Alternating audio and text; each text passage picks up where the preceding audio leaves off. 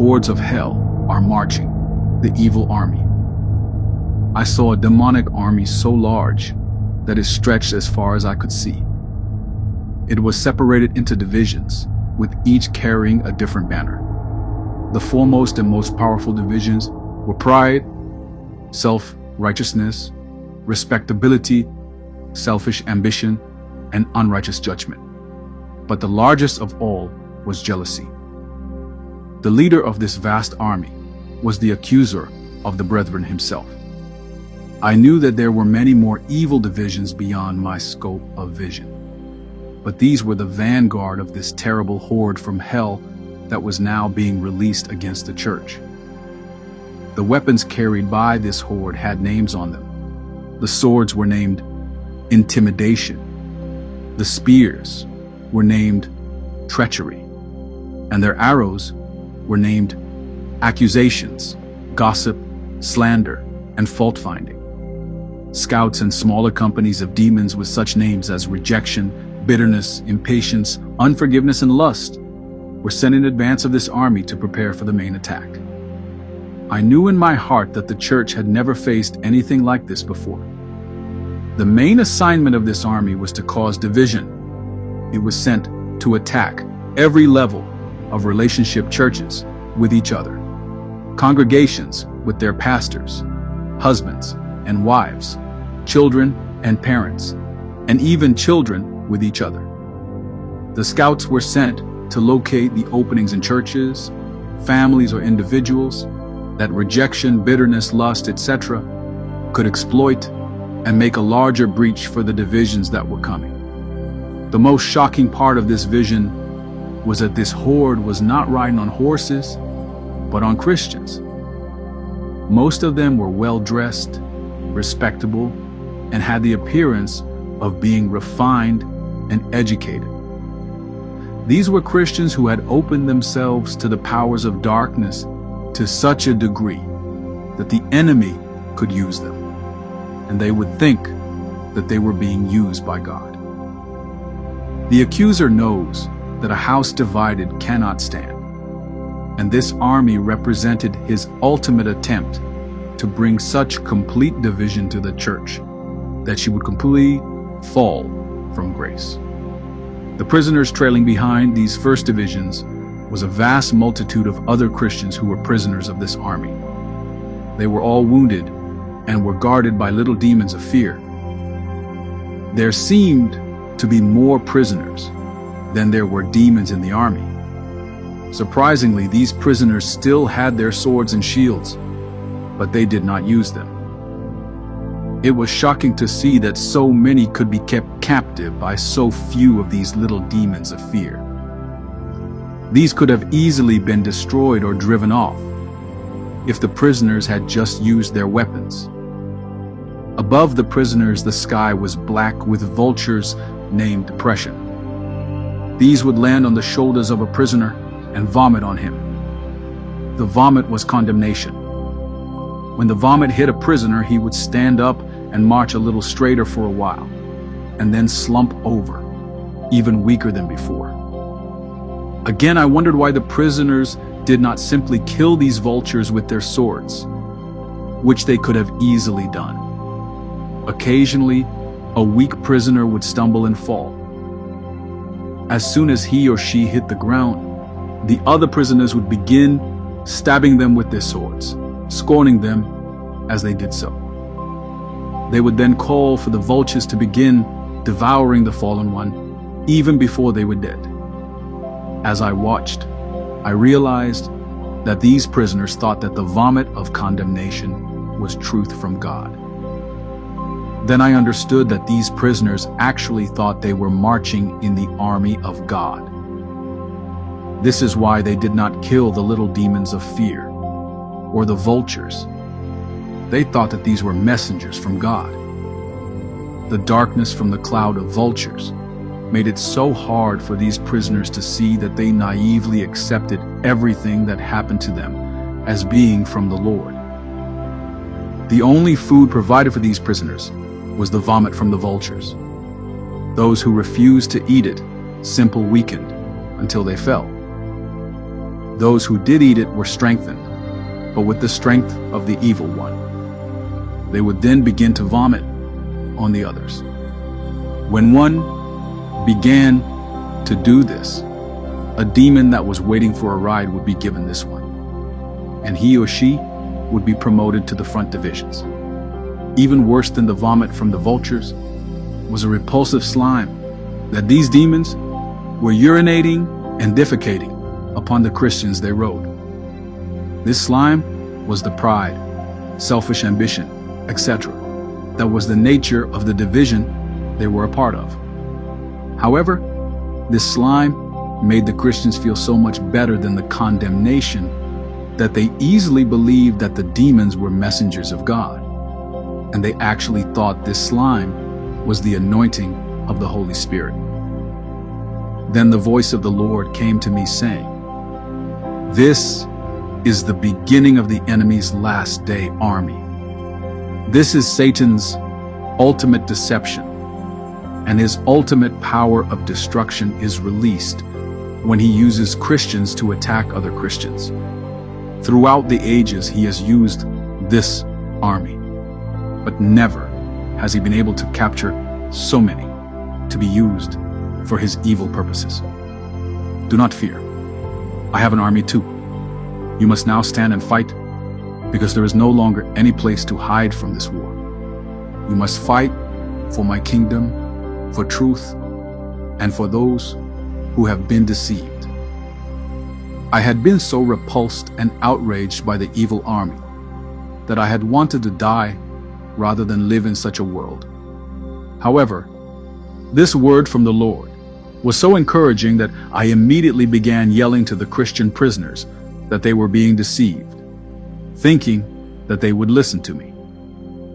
When I did this, it seemed that the whole army turned to look at me, but I kept yelling.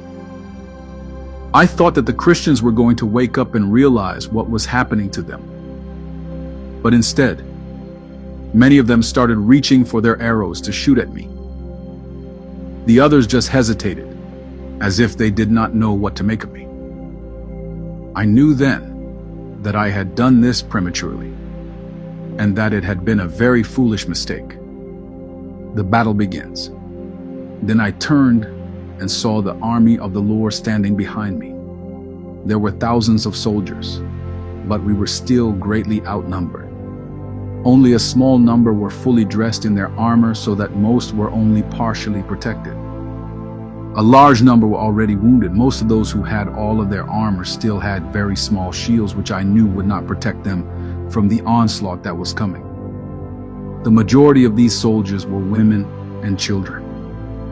Behind this army, there was a trailing mob similar to the prisoners who followed the evil army, but very different in nature. These seemed to be very happy people and were playing games, singing songs, feasting, and roaming about from one little camp to the next. It reminded me of the atmosphere at Woodstock. I tried to raise my voice above the clamor to warn them that it was not the time for this, that the battle was about to begin, but only as few could even hear my voice. Those who did gave me the peace sign and said they did not believe in war, and that the Lord would not let anything bad happen to them. I tried to explain that the Lord had given us armor for a reason, but they just retorted that they had come to a place of peace and joy where nothing would happen to them. I began praying earnestly for the Lord to increase the faith shields of those with the armor, to help us protect those who were not ready for the battle. A messenger came up to me, gave me a trumpet, and told me to blow it quickly. I did, and those who had on at least some of their armor immediately responded, snapping to attention. More armor was brought to them, which they put on quickly. I noticed that those who had wounds did not put armor over their wounds, but before I could say anything about these enemy arrows began raining down on us. Everyone who did not have on all of his or her armor was wounded. Those who had not covered their wounds were struck again in the same place.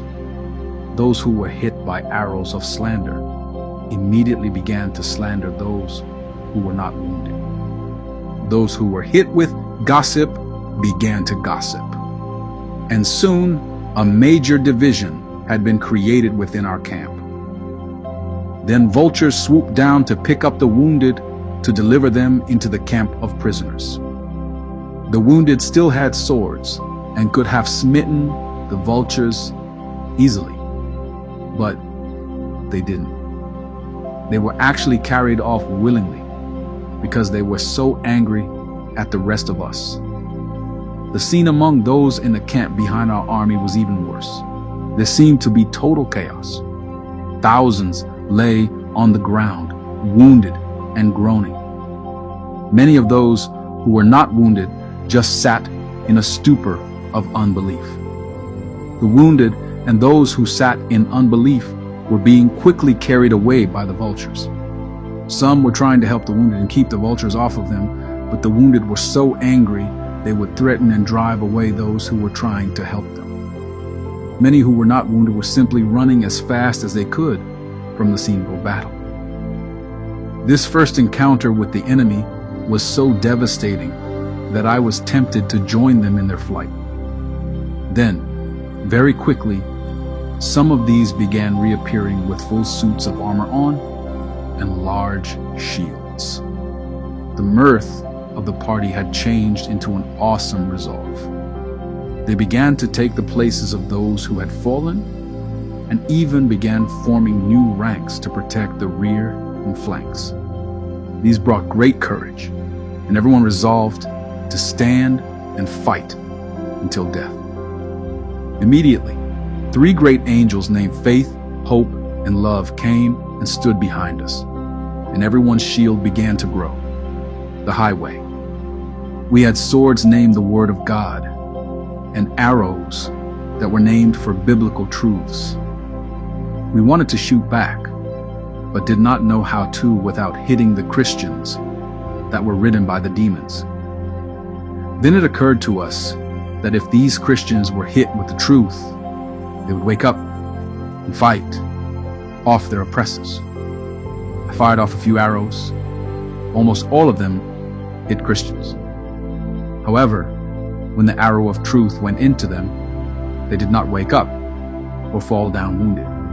They became enraged, and the demon riding on them grew much larger. This shocked everyone, and we began to feel that this may be an impossible battle to win. But with faith, hope, and love, we were very confident that we could at least hold our own ground. Another angel named Wisdom then appeared and directed us to fight from the mountain behind us. On the mountain, there were ledges at different levels, for as high as you could see. At each higher level, the ledges became narrower and harder to stand on. Each level was named after a biblical truth. The lower levels were named after foundational truths such as salvation, sanctification, prayer, faith, etc. And the higher levels were named after more advanced biblical truths. The higher we climbed, the larger both our shields and our swords grew, and fewer of the enemy arrows could reach that position. A tragic mistake. Some who had stayed on the lower levels began picking up the enemy arrows and shooting them back. This was a tragic mistake. The demons easily dodged the arrows and let them hit the Christians. When a Christian was hit by one of the arrows of accusation or slander, a demon of bitterness or rage would fly in and perch on that arrow. He would then begin to urinate and defecate his poison upon that Christian. When a Christian had 2 or 3 of these demons added to the pride or self-righteousness he already had, he began to change into the contorted image of the demons themselves. We could see this happening from the higher levels, but those on the lower levels who were using the enemy's arrows could not see it. Half of us decided to keep climbing, while the other half descended back to the lower levels to explain to those still on them what was happening. Everyone was then warned to keep climbing and not stop, except for a few who stationed themselves on each level to keep the other soldiers moving higher. Safety. When we reached the level called the unity of the brethren, none of the enemy's arrows could reach us. Many in our camp decided that was as far as they needed to climb. I understood this because with each new level, the footing was more precarious. However, I also felt much stronger and more skillful with my weapons the higher I went. So I continued climbing. Soon my skills were good enough to shoot and hit the demons without hitting the Christians. I felt that if I kept going higher, I could shoot far enough to hit the leaders of the evil horde who stayed behind their army. I was sorry that so many had stopped on the lower levels, where they were safe but could not hit the enemy. Even so, the strength and character that grew in those who kept climbing made them great champions, each of which I knew would destroy many of the enemy. At each level, there were arrows of truth scattered about, which I knew were left from those who had fallen from that position. All of the arrows were named after the truth of that level. Some were reluctant to pick up these arrows, but I knew we needed all that we could to destroy the great horde below. I picked one up, shot it, and so easily hit a demon that the others started picking them up and shooting them. We began to decimate several of the enemy divisions. Because of this, the entire evil army focused its attention on us. For a time, it seemed the more we achieved, the more we were opposed. Though our task seemed endless, it had become exhilarating. The word is our anchor. Our swords grew as we reached each level. I almost left mine behind because I did not seem to need it at the higher levels. I finally decided that it had been given to me for purpose, so I had better keep it. I drove it into the ground and tied myself to it while I shot at the enemy. The voice of the Lord then came to me, saying, "You have used the wisdom that will enable you to keep climbing. Many have fallen because they did not use their sword properly to anchor themselves." No one else seemed to hear this voice, but many saw what I had done and did the same thing. I wondered why the Lord had not spoken to me before I had made this decision. I then had a sense of knowing that He had already spoken this to me somehow. Then I perceived that my whole life had been training for this hour. I was prepared to the degree that I had listened to the Lord and obeyed Him throughout my life. I also knew that for some reason, the wisdom and understanding I now had could not be added to or taken away from while in this battle.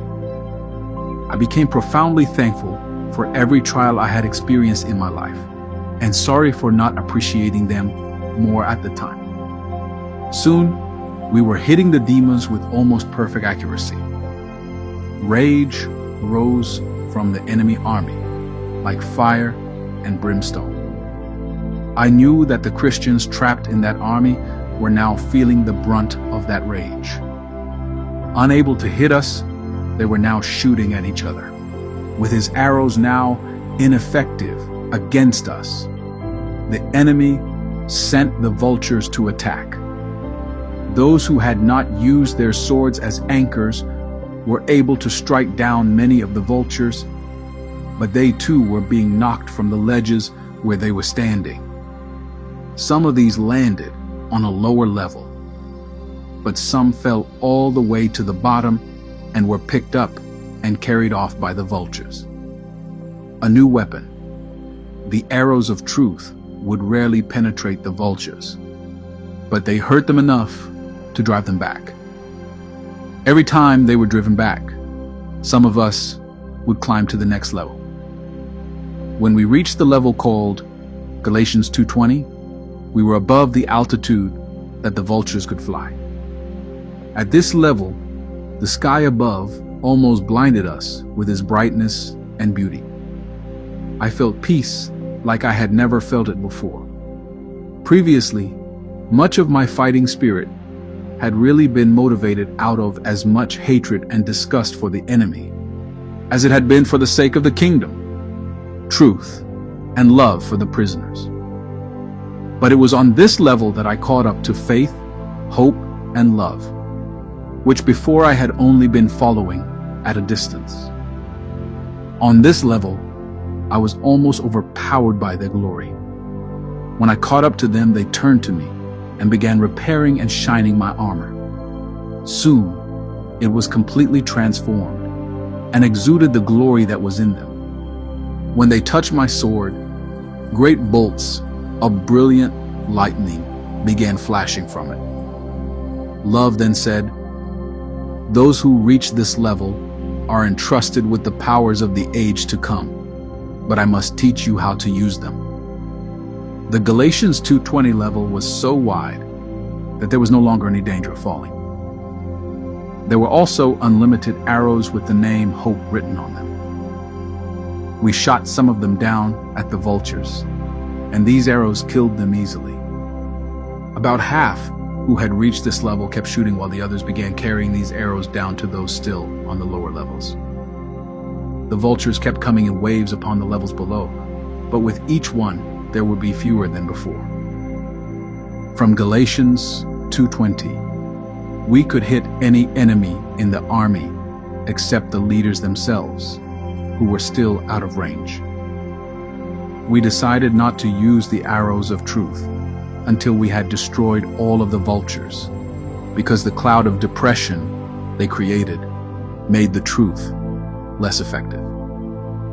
This took a very long time, but we never got tired. Faith, hope, and love, who had grown like our weapons with each level, were now so large that I knew people far beyond the battle area could see them.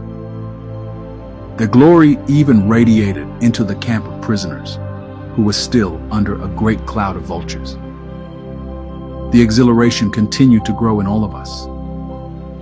I felt that being in this army, in this battle, had to be one of the greatest adventures of all time. After destroying most of the vultures that had been attacking our mountain, we began picking off the vultures that had covered the prisoners.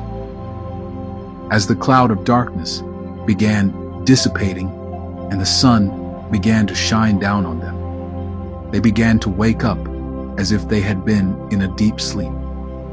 They were immediately repulsed by their condition, especially by the vomit that still covered them, and began cleaning themselves up. As they beheld faith, hope, and love, they saw the mountain we were on and began running for it. The evil horde rained arrows of accusation and slander at them, but they did not stop. By the time they got to the mountain, many had a dozen or more arrows stuck in them, but seemed not to even notice. As soon as they began to scale the mountain, their wounds began to heal. With the cloud of depression being dispelled, it seemed as if everything was getting much easier. The trap. The former prisoners had great joy in their salvation. They seemed so overwhelmed with appreciation for each level as they began to scale the mountain that it gave us a greater appreciation for those truths. Soon, a fierce resolve to fight the enemy also arose in the former prisoners. They put on the armor provided and begged to be allowed to go back and attack the enemy. We thought about it, but then decided we should all stay on the mountain to fight. Again, the voice of the Lord spoke, saying, "A second time you have chosen wisdom. You cannot win if you try to fight the enemy on his own ground, but must remain on my holy mountain." I was stunned that we had made another decision of such importance by just thinking and discussing it briefly. I then resolved to do my best to not make another decision of any consequence without prayer. Wisdom then stepped up to me quickly, took both of my shoulders firmly, and looked me intensely in the eye, saying, "You must do this."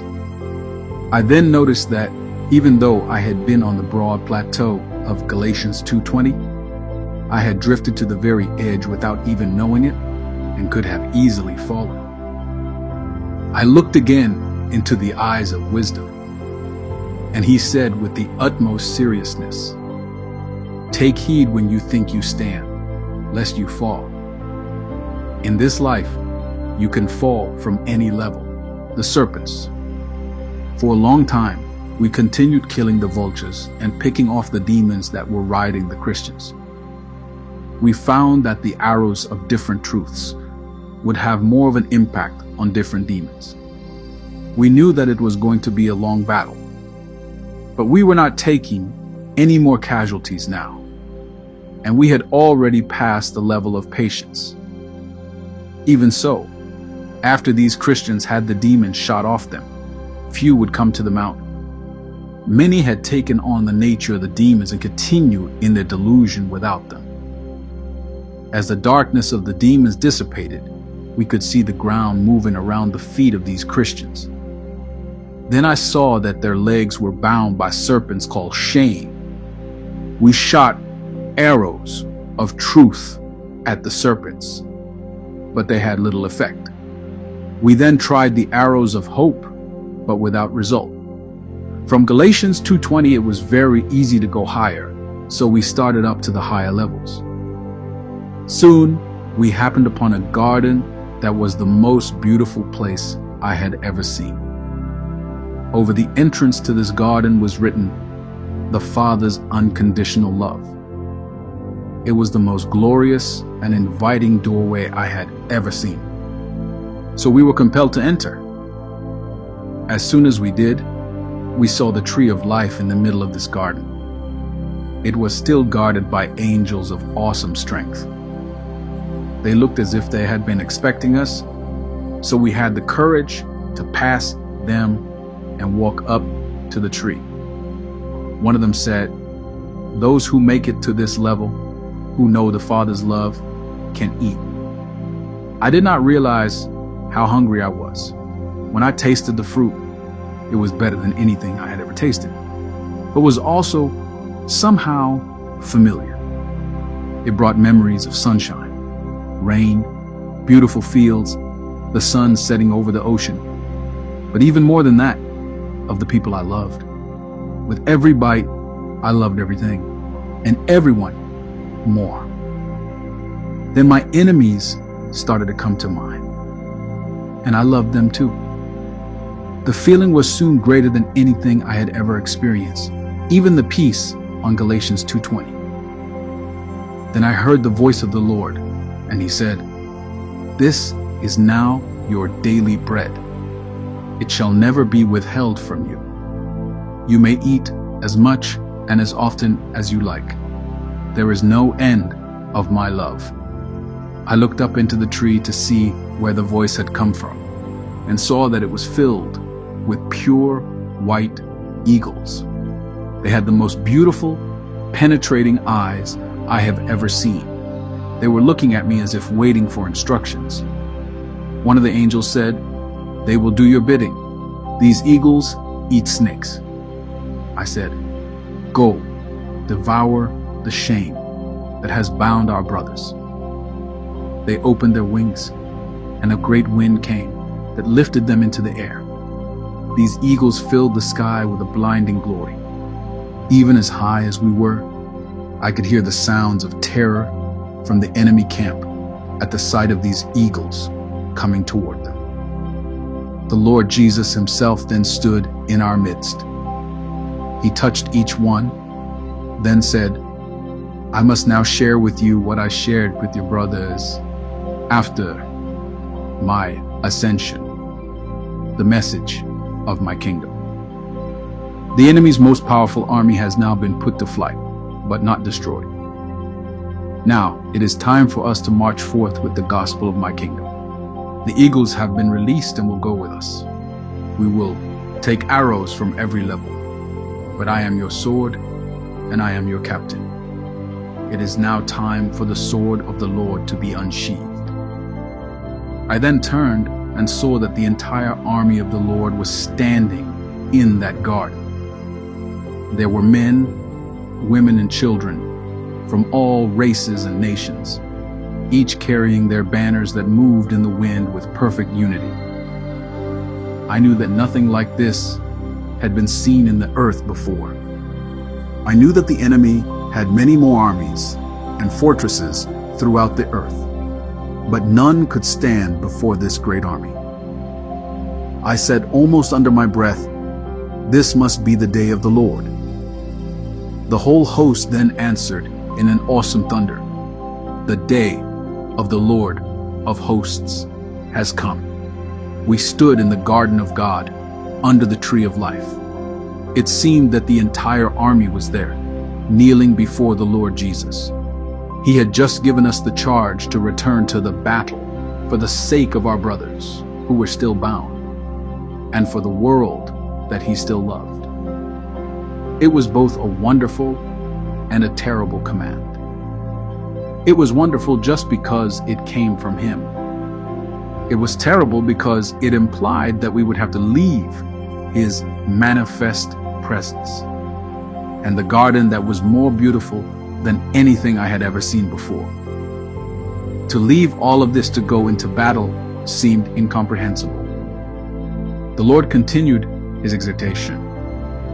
"I have given you spiritual gifts and power and an increasing understanding of my word and my kingdom.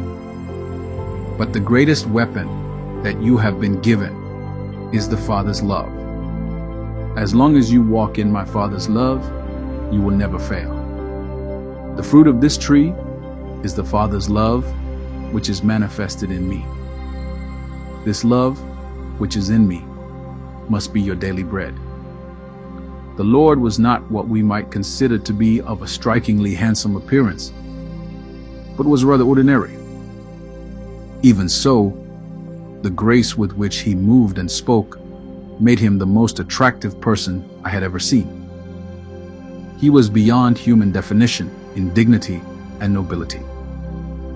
No painting that has sought to capture what he looked like could ever do it, but somehow, most of them do resemble him. I began to think of how he was everything that the Father loves and esteems.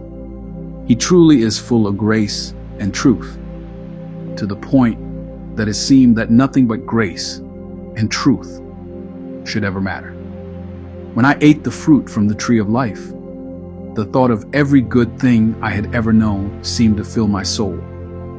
When Jesus spoke, it was the same, only magnified. I never wanted to leave this place.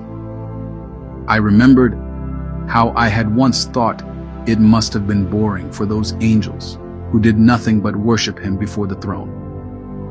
Now I knew that there was nothing more wonderful or exhilarating than simply worshiping him. That would surely be the best part of heaven. It was hard to believe that I had struggled so much with boredom during worship services.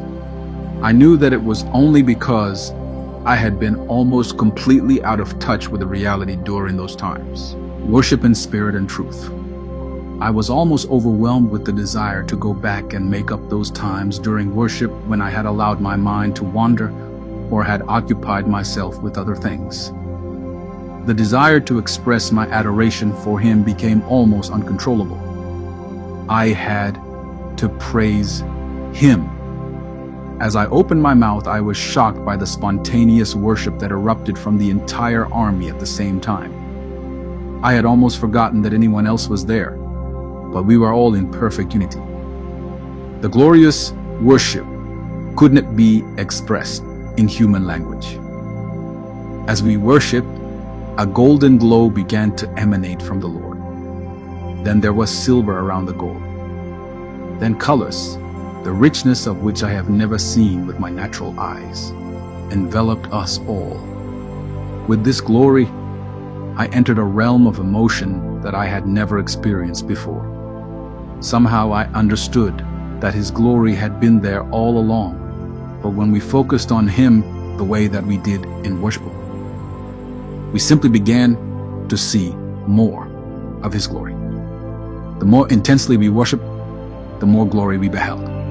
If this was heaven, it was much, much better than I had ever dreamed. Finding His dwelling place. I have no idea how long this worship lasted. It could have been months. There was simply no way to measure time in that kind of glory. For a time, I closed my eyes because the glory I was seeing with my heart was as great as what I was seeing with my physical eyes. When I opened my eyes, I was surprised to see that the Lord was not there any longer, but a troop of angels was standing where He had been. One of them stepped up to me and said, "Close your eyes again." When I did, I beheld the glory of the Lord again and was greatly relieved.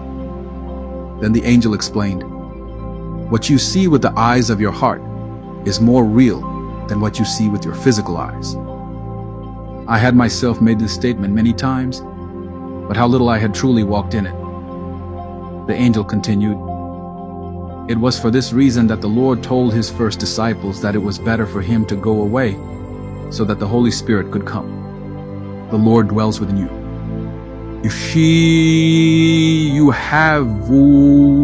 I have taught this many times, but now you must live it, for you have eaten of the tree of life." The angel then began to lead me back to the gate. I protested that I did not want to leave. Looking surprised, the angel took me by the shoulders and looked me in the eyes. That is when I recognized him as the angel, wisdom. You never have to leave this garden. This garden is in your heart, because the Creator Himself is within you. You have desired the best part, to worship and sit in His presence forever, and it will never be taken from you. I acknowledged what wisdom had said, and then looked past him at the fruit on the tree of life. I had a compulsion to grab all that I could before leaving. Knowing my thoughts, wisdom gently shook me. No, even this fruit gathered in fear would rot. This fruit and this tree are within you because He is in you. You must believe. I closed my eyes and tried to see the Lord again, but couldn't. When I opened my eyes, wisdom was still staring at me. With great patience, he continued, "You have tasted of the heavenly realm, and no one ever wants to go back to the battle once they do. No one ever wants to leave the manifest presence of the Lord. When the Apostle Paul came here, he struggled for the rest of his life as to whether he should stay and labor for the Lord or return here to enter into his inheritance. But his inheritance was magnified the longer he stayed. Now that you have the heart of a true worshiper, you will always want to be here, and you can when you enter into true worship. The more focused you are on Him, and the more glory you will see, regardless of where you are." Wisdom's words had finally calmed me. Again, I closed my eyes, just to thank the Lord for this wonderful experience and the life He had given me. As I did, I started to see His glory again, and all of the emotion of the previous worship experience flooded my soul. The Lord's words to me were so loud and clear that I was sure they were audible. "I will never leave or forsake you." "Lord, forgive my unbelief," I responded. "Please help me to never leave or forsake you." Walking with wisdom. As I opened my eyes, wisdom was still gripping my shoulders. "I am the primary gift that has been given to you for your work," he said. "I will show you the way, and I will keep you on it. But only love will keep you faithful. The highest wisdom is to love the Lord." Then wisdom released me and started to walk toward the gate. I followed with ambivalence. I remembered the exhilaration of the battle and the climb up the mountain, and it was compelling. But there was no comparison to the presence of the Lord and the worship I had just experienced. Leaving this would be the greatest sacrifice I had ever made. Then I remembered how it was all inside of me, amazed that I could even forget that so quickly. I began to think about the great battle that was raging within me, between what I saw with my physical eyes and what I saw with my heart. I moved forward so that I was walking beside wisdom and asked, I have prayed for 26 years to be caught up into the third heaven as Paul had. Is this the third heaven? This is part of it, he replied, but there is much more. Will I be allowed to see more? I asked. You will see much more. I am taking you to see more now, he replied. I started thinking of the book of Revelation. Was John's revelation part of the third heaven? I asked. Part of John's revelation was from the third heaven, but most of it was from the second heaven. The first heaven was before the fall of man. The second heaven is the spiritual realm during the reign of evil upon the earth. The third heaven is when the love and domain of the Father will again prevail over the earth through your King. What was the first heaven like? I inquired, strangely feeling a cold chill as I asked. It is wisdom not to be concerned about that now. My companion responded with increased seriousness as my question seemed to jolt him. Wisdom is to seek to know the third heaven, just as you have. There is much more to know about the third heaven than you can know in this life. And it is the third heaven, the kingdom, that you much preach in this life. In the ages to come, you will be told about the first heaven, but it is not profitable for you to know at this time. I resolved to remember the cold chill I had just felt, and wisdom nodded, which I knew to be an affirmation to that thought.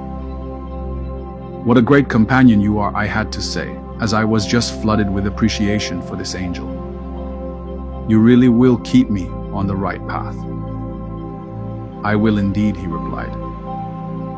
I was sure I felt love coming from this angel, which was unique, since I had never felt this from other angels, which showed more of a concern out of duty than love. Wisdom responded to my thoughts as if I had spoken them out loud. It is wisdom to love, and I could not be wisdom if I did not love you. It is also wisdom to behold the kindness and the severity of God. It is wisdom to love him and fear him. You are in deception to do otherwise. This is the next lesson that you must learn, he said with unmistakable earnest. I do know that, and have taught it many times, I responded, feeling for the first time that maybe wisdom did not fully know me. I have been your companion for a very long time, and I know your teachings, wisdom replied. Now you are about to learn what some of your own teachings mean. As you have said many times, it is not by believing in your mind, but in your heart that results in righteousness. I apologized, feeling a bit ashamed at having even questioned wisdom. He graciously accepted my apology. It was then that I realized I had been questioning and challenging him most of my life, often to my injury. The other half of love. There are times to adore the Lord, wisdom continued, and there are times to honor him with the greatest fear and respect. Just as there is a time to plant and a time to reap, and it is wisdom to know the time for each. True wisdom knows the times and seasons of God. I brought you here because it was time to worship the Lord in the glory of his love. I am now taking you to another place because it is time for you to worship him in the fear of his judgment. Until you know both, we can be separated from each other. Do you mean that if I had stayed back there in that glorious worship, I would have lost you? I asked in disbelief. Yes, I would have always visited with you when I could, but we would have rarely crossed paths. It is hard to leave such glory and peace. But that is not the whole revelation of the King. He is both the Lion of Judah and the Lamb. To the spiritual children, he is the Lamb. To the maturing, he is the Lion. To the fully mature, he is both the Lion and the Lamb.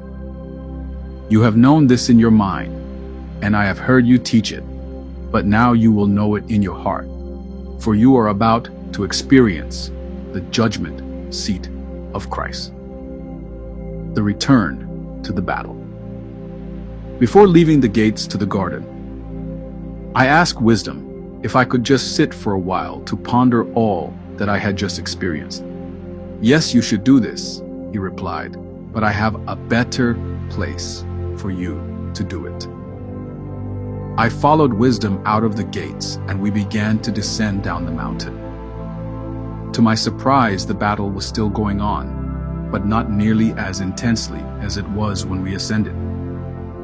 There were still arrows of accusation and slander flying about on the lower levels, but most of the enemy horde that was left was furiously attacking the great white eagles. The eagles were easily prevailing.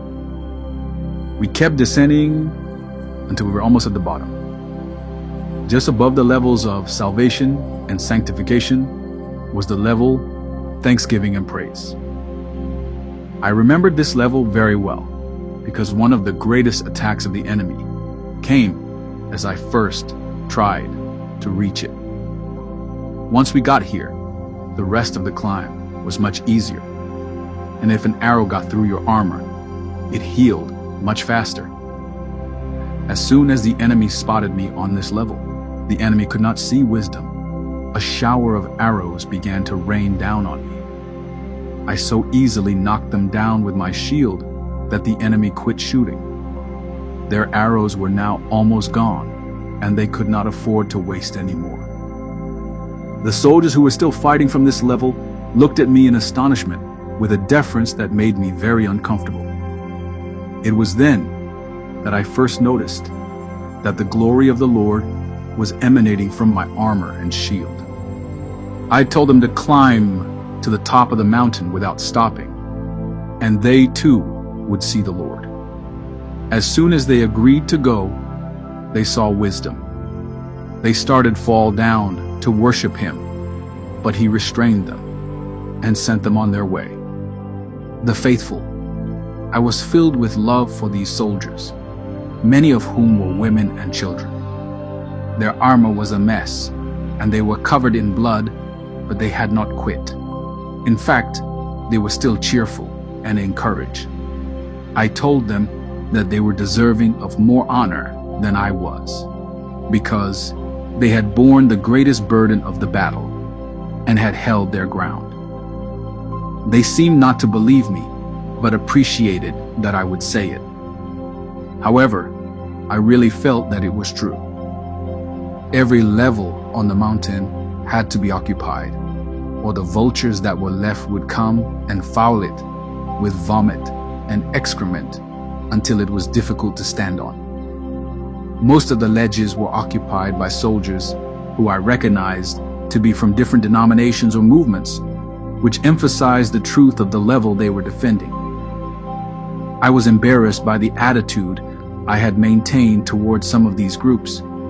I had considered some of them out of touch and backslidden at best.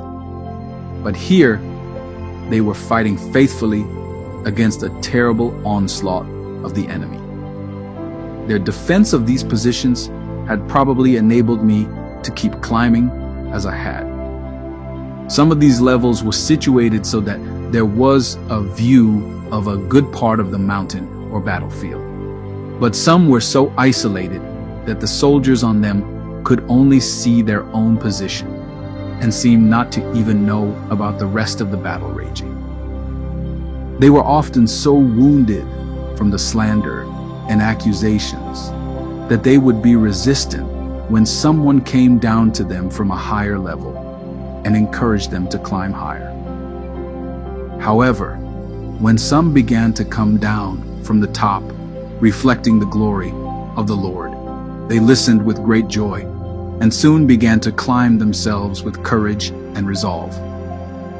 As I beheld all of this, Wisdom did not say much, but he seemed very interested in my reactions. Reality. Discovered. I watched as many soldiers who had been to the top began descending to all of the levels to relieve those who had been taking their stand on those truths. As they did, each level began to shine with the glory they carried. Soon, the whole mountain was beginning to shine with a glory that was blinding to the vultures and demons that were left. Soon, there was so much glory that the mountain began to have the same feel as the garden. I started thanking and praising the Lord, and immediately I was in His presence again. It was hard to contain the emotions and glory that was flooding my innermost being. The experience became so intense that I stopped. Wisdom was standing beside me. Putting his hand on my shoulder, he said, "You enter His gates with thanksgiving, His courts with praise." But that was so real. I felt like I was there again, I exclaimed. "You were there," replied Wisdom. "It has not gotten more real, but you have. Just as the Lord told the thief on the cross, today you will be with me in paradise. You can enter paradise at any time. The Lord, His paradise, and this mountain are all abiding in you because He is in you. What were but foretastes before are now a reality to you because you have climbed the mountain. The reason that you can see me and others cannot is not because you have entered the one in which I dwell. This is the reality that the prophets knew, that gave them great boldness even when they stood alone against armies. The deadly trap. I then looked out over the carnage below and the slowly retreating demonic army. Behind me, more of the glorious warriors were constantly taking their places on the mountain. I knew there was now enough to attack and destroy what was left of this enemy horde. "Not yet," said Wisdom. "Look over there." I looked in the direction in which he was pointing, but had to shield my eyes from the glory emanating from my own armor to see anything. Then I caught a glimpse of movement in a valley. I could not make out what I was seeing because the glory being emitted from my armor made it difficult to see into the darkness. I asked Wisdom to give me something to cover my armor with so I could see it. He then gave me a very plain mantle to put on. "What is this?" I inquired, a little insulted by its drabness. "Humility," said Wisdom. "You will not be able to see very well without it." Reluctantly, I put it on, and immediately I saw many things that I could not see before. I looked toward the valley, and the movement I had seen. To my astonishment, there was an entire division of the enemy horde that was waiting to ambush anyone who ventures from the mountain. "What army is that?" I asked, "and how did they escape the battle intact?" "That is pride," explained Wisdom. "That is the hardest enemy to see after you have been in the glory. Those who refuse to put on this cloak will suffer much at the hands of this most devious enemy." As I looked back at the mountain, I saw many of the glorious warriors crossing the plain to attack the remnants of the enemy horde. None of them were wearing the cloaks of humility, and they had not seen the enemy that was ready to attack them from the rear. I started to run out to stop them, but Wisdom restrained me. "You cannot stop this," he said. "Only the soldiers who wear this cloak will recognize your authority. Come with me. There is something else that you must see before you can help lead in the great battle that is to come, the foundation of glory." Wisdom led me down the mountain to the very lowest level, which was named salvation. "You think that this is the lowest level," declared wisdom, "but this is the foundation of the whole mountain. In any journey, the first step is the most important, and it is usually the most difficult. Without salvation, there would be no mountain." I was appalled by the carnage on this level. Every soldier was very badly wounded, but none of them were dead. Multitudes were barely clinging to the edge. Many seemed ready to fall off at any moment, but none did. Angels were everywhere, ministering to the soldiers with such great joy that I asked, why are they so happy? These angels have beheld the courage that it took for these to hold on. They may not have gone any further, but neither did they give up. They will soon be healed, and then they will behold the glory of the rest of the mountain and begin to climb. These will be great warriors for the battle to come. But wouldn't they have been better off to climb the mountain with the rest of us? I protested, seeing their present condition. It would have been better for them, but not for you. By staying here, they made it easier for you to climb, by keeping most of the enemy occupied. Very few from the higher levels ever reached out to help others come to the mountain, but these did. Even when these were barely clinging to the mountain themselves, they would reach out to pull others up. In fact, most of the mighty warriors were led to the mountain by these faithful ones. These are no less heroes than those who made it to the top. They brought great joy to heaven by continually leading others to salvation. It was for this reason that all the angels in heaven wanted to come to minister to them, but only the most honored were permitted. Again, I felt a terrible shame at my attitude toward these great saints. Many of us scorned them as we climbed to the higher levels. They had made many mistakes during the battle, but they had also displayed more of the shepherd's heart than the rest of us. The Lord would leave the 99 to go after the one who was lost. These had stayed in the place where they could still reach the lost, and they paid a dear price for it. I too wanted to help, but did not know where to start. Wisdom then said, "It is right for you to want to help, but you will help most by going on to what you have been called to do. These will all be healed and will quickly climb the mountain. They will join you again in the battle. These are fearless ones who will never retreat before the enemy." The power of pride. I was thinking how descending the mountain was teaching me as much as climbing it had, when noise from the battlefield drew my attention. By now, there were thousands of the mighty warriors who had crossed the plain to attack the remnant of the enemy horde. The enemy was fleeing in all directions, except for the one division, pride. Completely undetected, it had marched right up to the rear of the advancing warriors and was about to release a hail of arrows. It was then that I noticed the mighty warriors had not armor on their backsides. They were totally exposed and vulnerable to what was about to hit them. Wisdom then remarked, "You have taught that there was no armor for the backside, which meant that you were vulnerable if you fanned from the enemy. However, you never saw how it made you vulnerable if you advanced in pride." I could only nod my acknowledgement.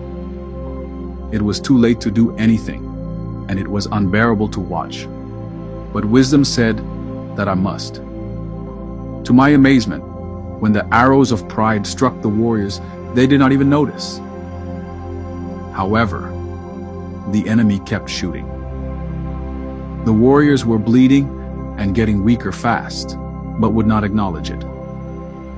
Soon they were too weak to hold up their shields and swords, and cast them down, declaring that they did not need them anymore. Then they started taking off their armor, saying it was not needed anymore either. Then another enemy division appeared and moved up swiftly. It was called Strong Delusion. They released a hail of arrows that all hit their mark.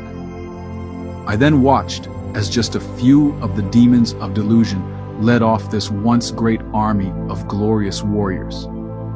They were taken to different prison camps, each named after a different doctrine of demons.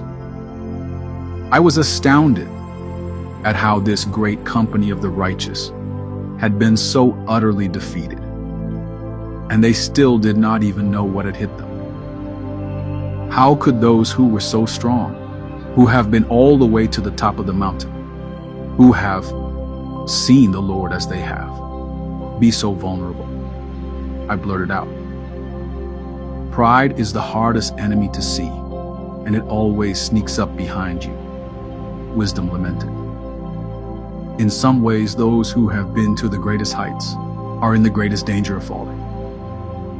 You must always remember that in this life, you can fall at any time from any level.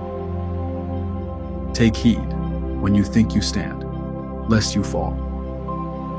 When you think you are the least vulnerable to falling is in fact when you are the most vulnerable.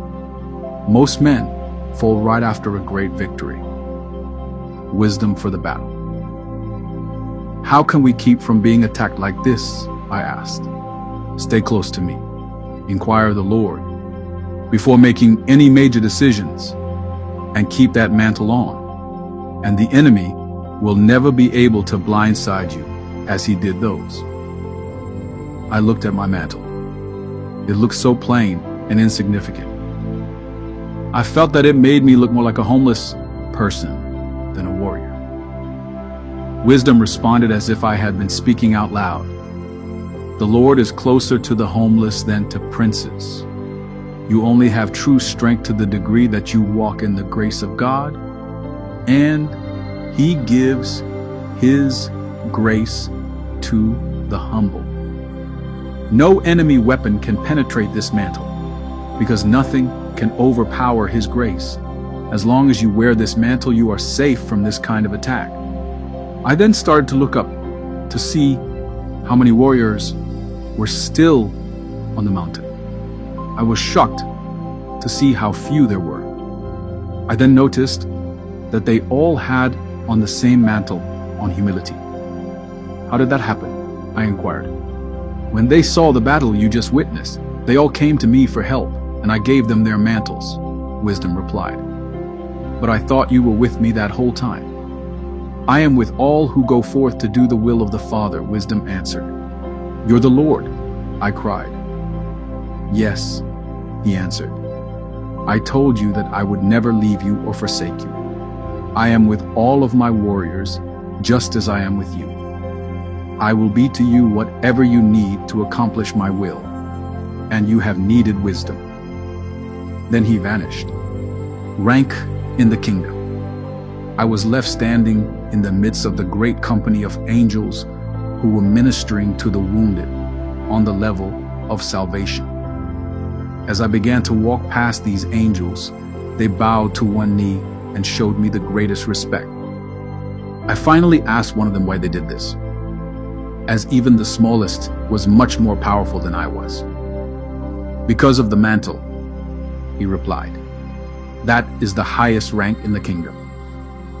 This is just a plain mantle, I protested.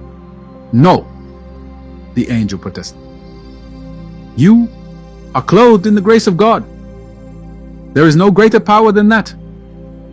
But there are thousands of us, all wearing the same mantle. How could it represent rank? You are the dread champions, the sons and daughters of the King. He wore the same mantle when he walked on this earth. As long as you are clothed in that, there is no power in heaven or earth that can stand before you. Everyone in heaven and hell recognizes that mantle. We are his servants, but he abides in you, and you are clothed in his grace. Somehow I knew if I had not been wearing the mantle, and if my glorious armor had been exposed, that the angel's statement, and their behavior toward me could have really fed my pride. It was simply impossible to feel prideful or arrogant while wearing such a drab, plain cloak. However, my confidence in the mantle was growing fast. The return of the eagles. Then on the horizon, I saw a great white cloud approaching. Hope arose in me just by seeing it. It actually filled the atmosphere with hope, just as the sun rising chases away the darkness of night. As it grew closer, I recognized the great white eagle that had flown from the tree of life. They began landing on the mountain, taking their place on every level beside the companies of warriors. I carefully and respectfully approached the eagle who had landed near me because his presence was so awesome. When he looked at me with his penetrating eyes, I knew I could hide nothing from him. His eyes were so fierce and resolute that I trembled as chills ran through me just looking at them. Before I could even ask, he answered me. You want to know who we are.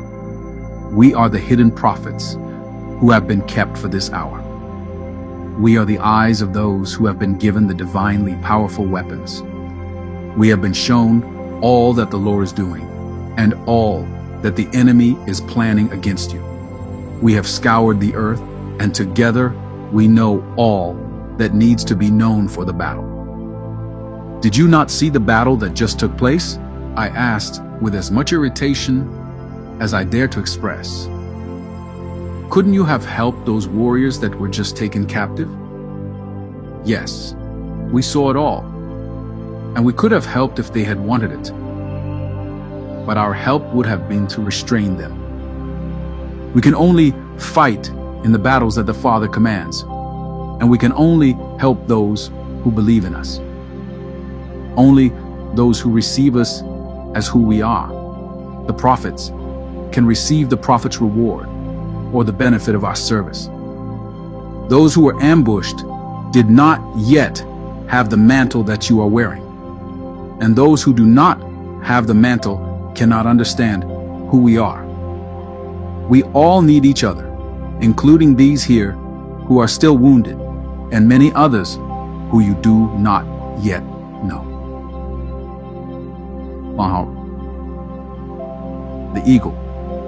By talking to the eagle, I started very quickly to think like the eagle. After this short discussion, I could see into the eagle's heart and know him like he knew me. The eagle recognized this. You have some of our gifts, the eagle noted, though they are not very well developed. You have not used them much. I am here to awaken these gifts in many of you and to teach you to use them. In this way, our communication will be sure. It must be sure, or we will all suffer many unnecessary losses, not to mention missing many great opportunities for victory. Where did you just come from? I asked. We eat snakes, the eagle replied. The enemy is bread for us. Our sustenance comes from doing the Father's will, which is to destroy the works of the devil. Every snake that we eat helps to increase our vision. Every stronghold of the enemy that we tear down strengthens us so we can soar higher and stay in the air longer. We have just come from a feast, devouring the serpents of shame who have bound many of your brothers and sisters. They will be here soon. They are coming with the eagles we left behind to help them find the way and to protect them from the enemy's counterattacks. These eagles were very sure of themselves, but not cocky. They knew who they were, what they were called to do. They also knew us, and they knew the future. Their confidence was reassuring to me, but even more so to the wounded that were still lying all around us. Those who had recently been too weak to talk were actually sitting up, listening to my conversation with the eagle. They looked at him like a lost child would look to his parent who had just found him. The wind of the Spirit. When the eagle looked upon the wounded, his countenance changed as well. In place of the fierce resolution I had stood before, toward the wounded he was like a soft, compassionate old grandfather. The eagle opened his wings and began to gently flap them, stirring up a cool, refreshing breeze that flowed over the wounded. It was not like any other breeze I had ever felt before. With each breath, I felt I was gaining strength and clarity of mind. Soon, the wounded were standing and worshiping God with a sincerity that brought tears to my eyes. Again, I felt a profound shame at having scorned those who stayed on this level. They had seemed so weak and foolish to those of us who were ascending the mountain. But they had endured much more than we had and remained faithful. God had kept them, and they loved Him with a great love. I looked up at the mountain. All of the eagles were gently flapping their wings. Everyone on the mountain was being refreshed by the breeze. They were stirring up, and everyone on the mountain was beginning to worship the Lord. At first, there was some discord between the worship that was coming from the different levels. But after a time, everyone on every level was singing in perfect harmony. Never on earth had I heard anything that beautiful. I never wanted it to end. Soon I recognized it as the same worship that we had known in the garden. But now it sounded even more full and rich. I knew that it was because we were worshiping in the very presence of our enemies, in the midst of such darkness and evil that surrounded the mountain, that it seemed so much more beautiful. I did not know whether this worship lasted hours, days, or minutes, but eventually the eagles stopped flapping their wings, and it stopped. Why did you stop? I asked the eagle that I had been talking to. Because they are now whole, he replied, indicating the wounded who were now all standing and appeared to be in perfect condition. True worship can heal any wound, he added. Please do it again, I begged. We will do this many times, but it is not for us to decide when. The breeze that you felt was the Holy Spirit. He directs us. We do not direct Him. He has healed the wounded and begun to bring about the unity that is required for the battles ahead. True worship also pours the precious oil upon the head, Jesus, which then flows down over the entire body, making us one with Him and each other. No one who becomes one with Him will remain wounded or unclean. His blood is pure life, and it flows when we are joined to Him. When we are joined to Him, we are also joined to the rest of the body, so that His blood flows through all. Is that not how you heal a wound to your body? By closing the wound, so that the blood can flow to the wounded member to bring regeneration? When a part of His body is wounded, we must join in unity with that part until it is fully restored. We are all one in Him. The euphoria from the worship was still prevailing, so that this little teaching seemed to be the most profound that I had ever heard, even though I had known it and taught it myself before. When the Holy Spirit moved, every word seemed glorious, regardless of how elementary it was. It also filled me with so much love that I wanted to hug everyone, including the fierce old eagles. Then, like a jolt, I remembered the mighty warriors who had just been captured. The eagle sensed this but didn't say anything. He just watched me intently. Finally, I spoke up. Can we recover those who were just lost? The wounded heart of the king. Yes, it is right for you to feel what you do, the eagle finally said. We are not complete and Our worship is not complete until the whole body is restored. Even in the most glorious worship, even in the very presence of the King, we will all feel this emptiness until all are one, because our King also feels it. We all grieve for our brothers in bondage, but we grieve even more for the heart of our King.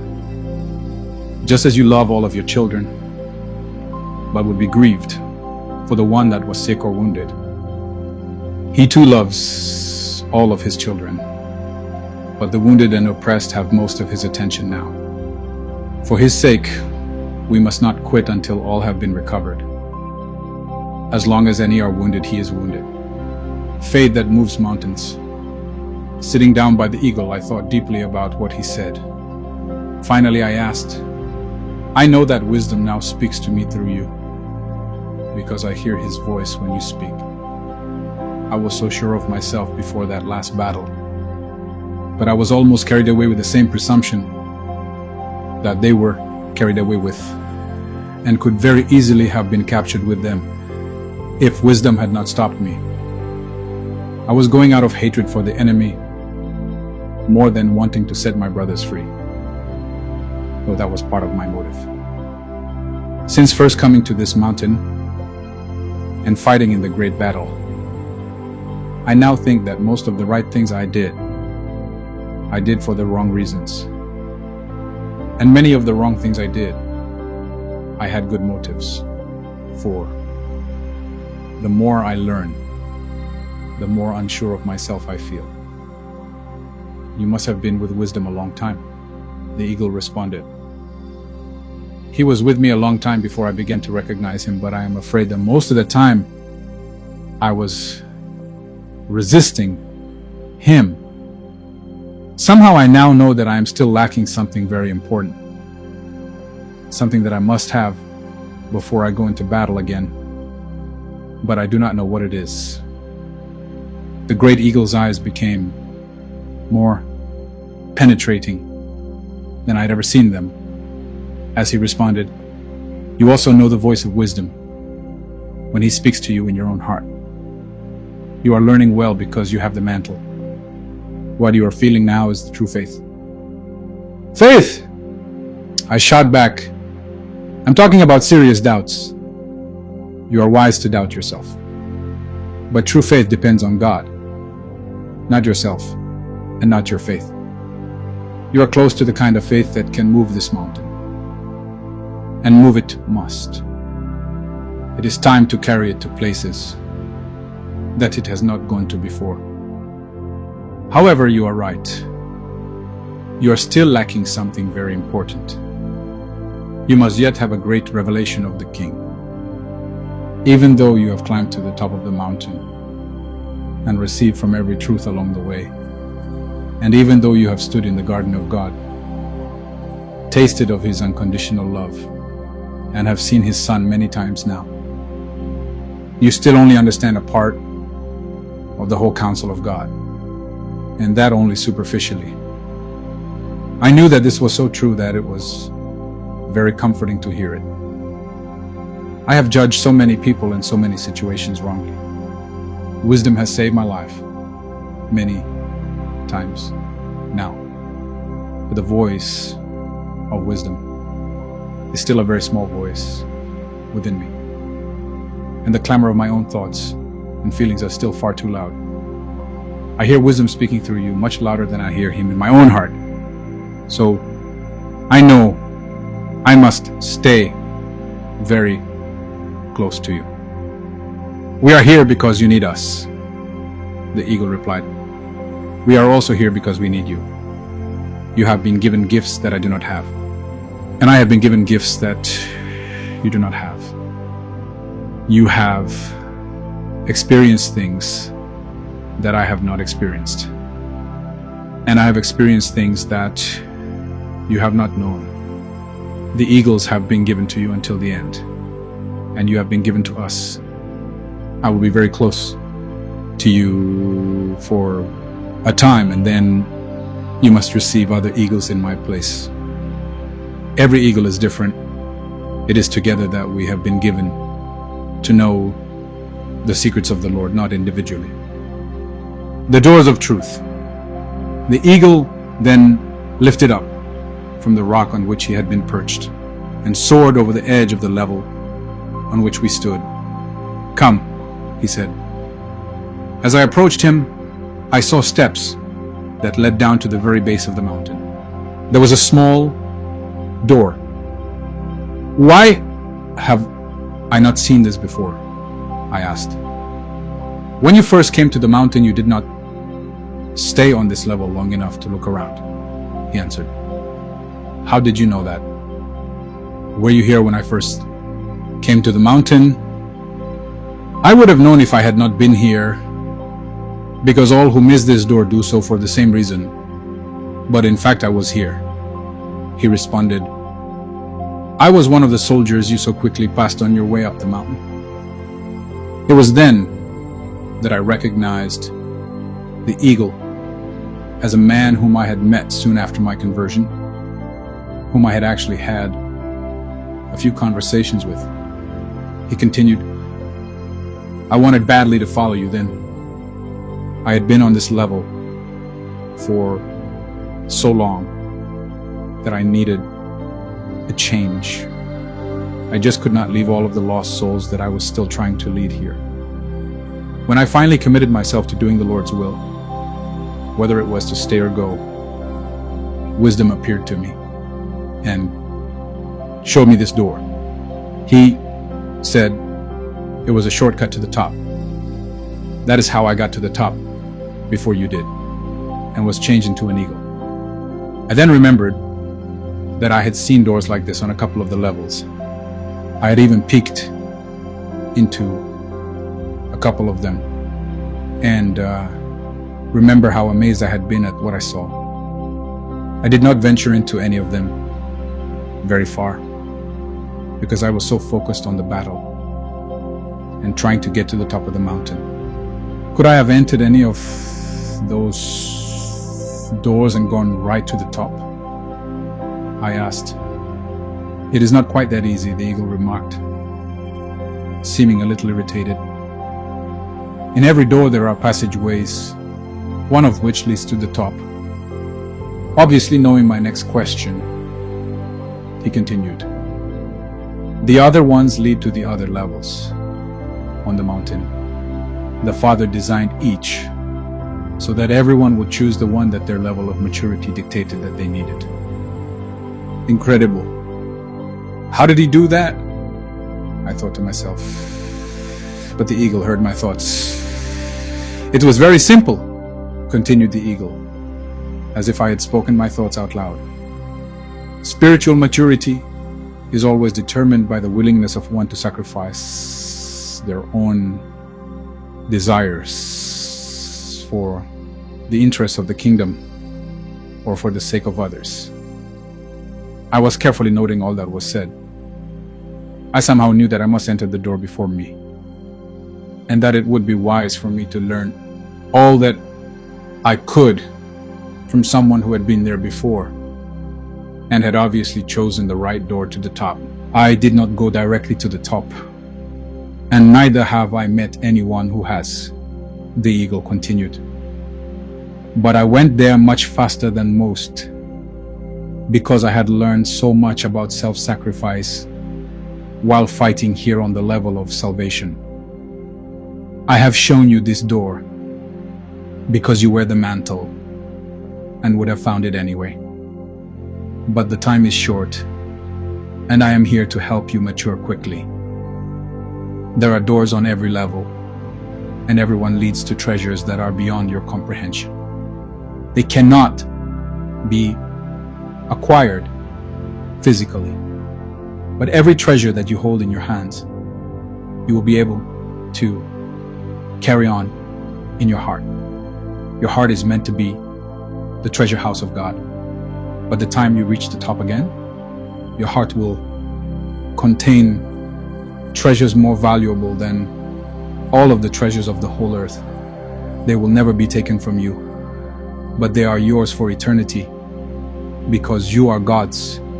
Go quickly. The storm clouds are now gathering, and the great battle is near. Should you go with me? I pleaded. No, he responded. This is where I now belong. I have much to do to help these who were wounded, but I will see you here again. You will meet many of my brother and sister, eagles, before you return, and they will be able to help you better than I at the place where you meet them, the treasures of heaven. I already loved that eagle so much that I could hardly stand to leave him. I was glad to know I would see him again. Now, the door was drawing me like a magnet.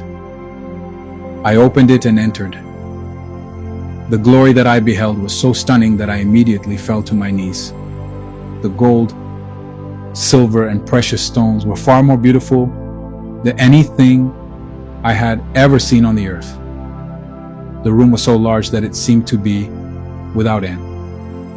The floor was silver, the pillars gold, and the ceiling was pure diamond that emitted every color I had ever known, and many that I had not known.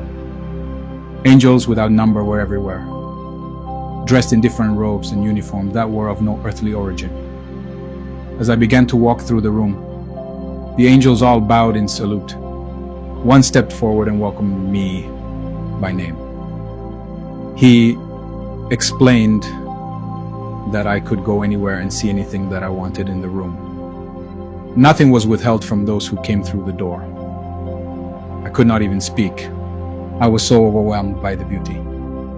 I finally remarked that this was even more beautiful than the garden had been.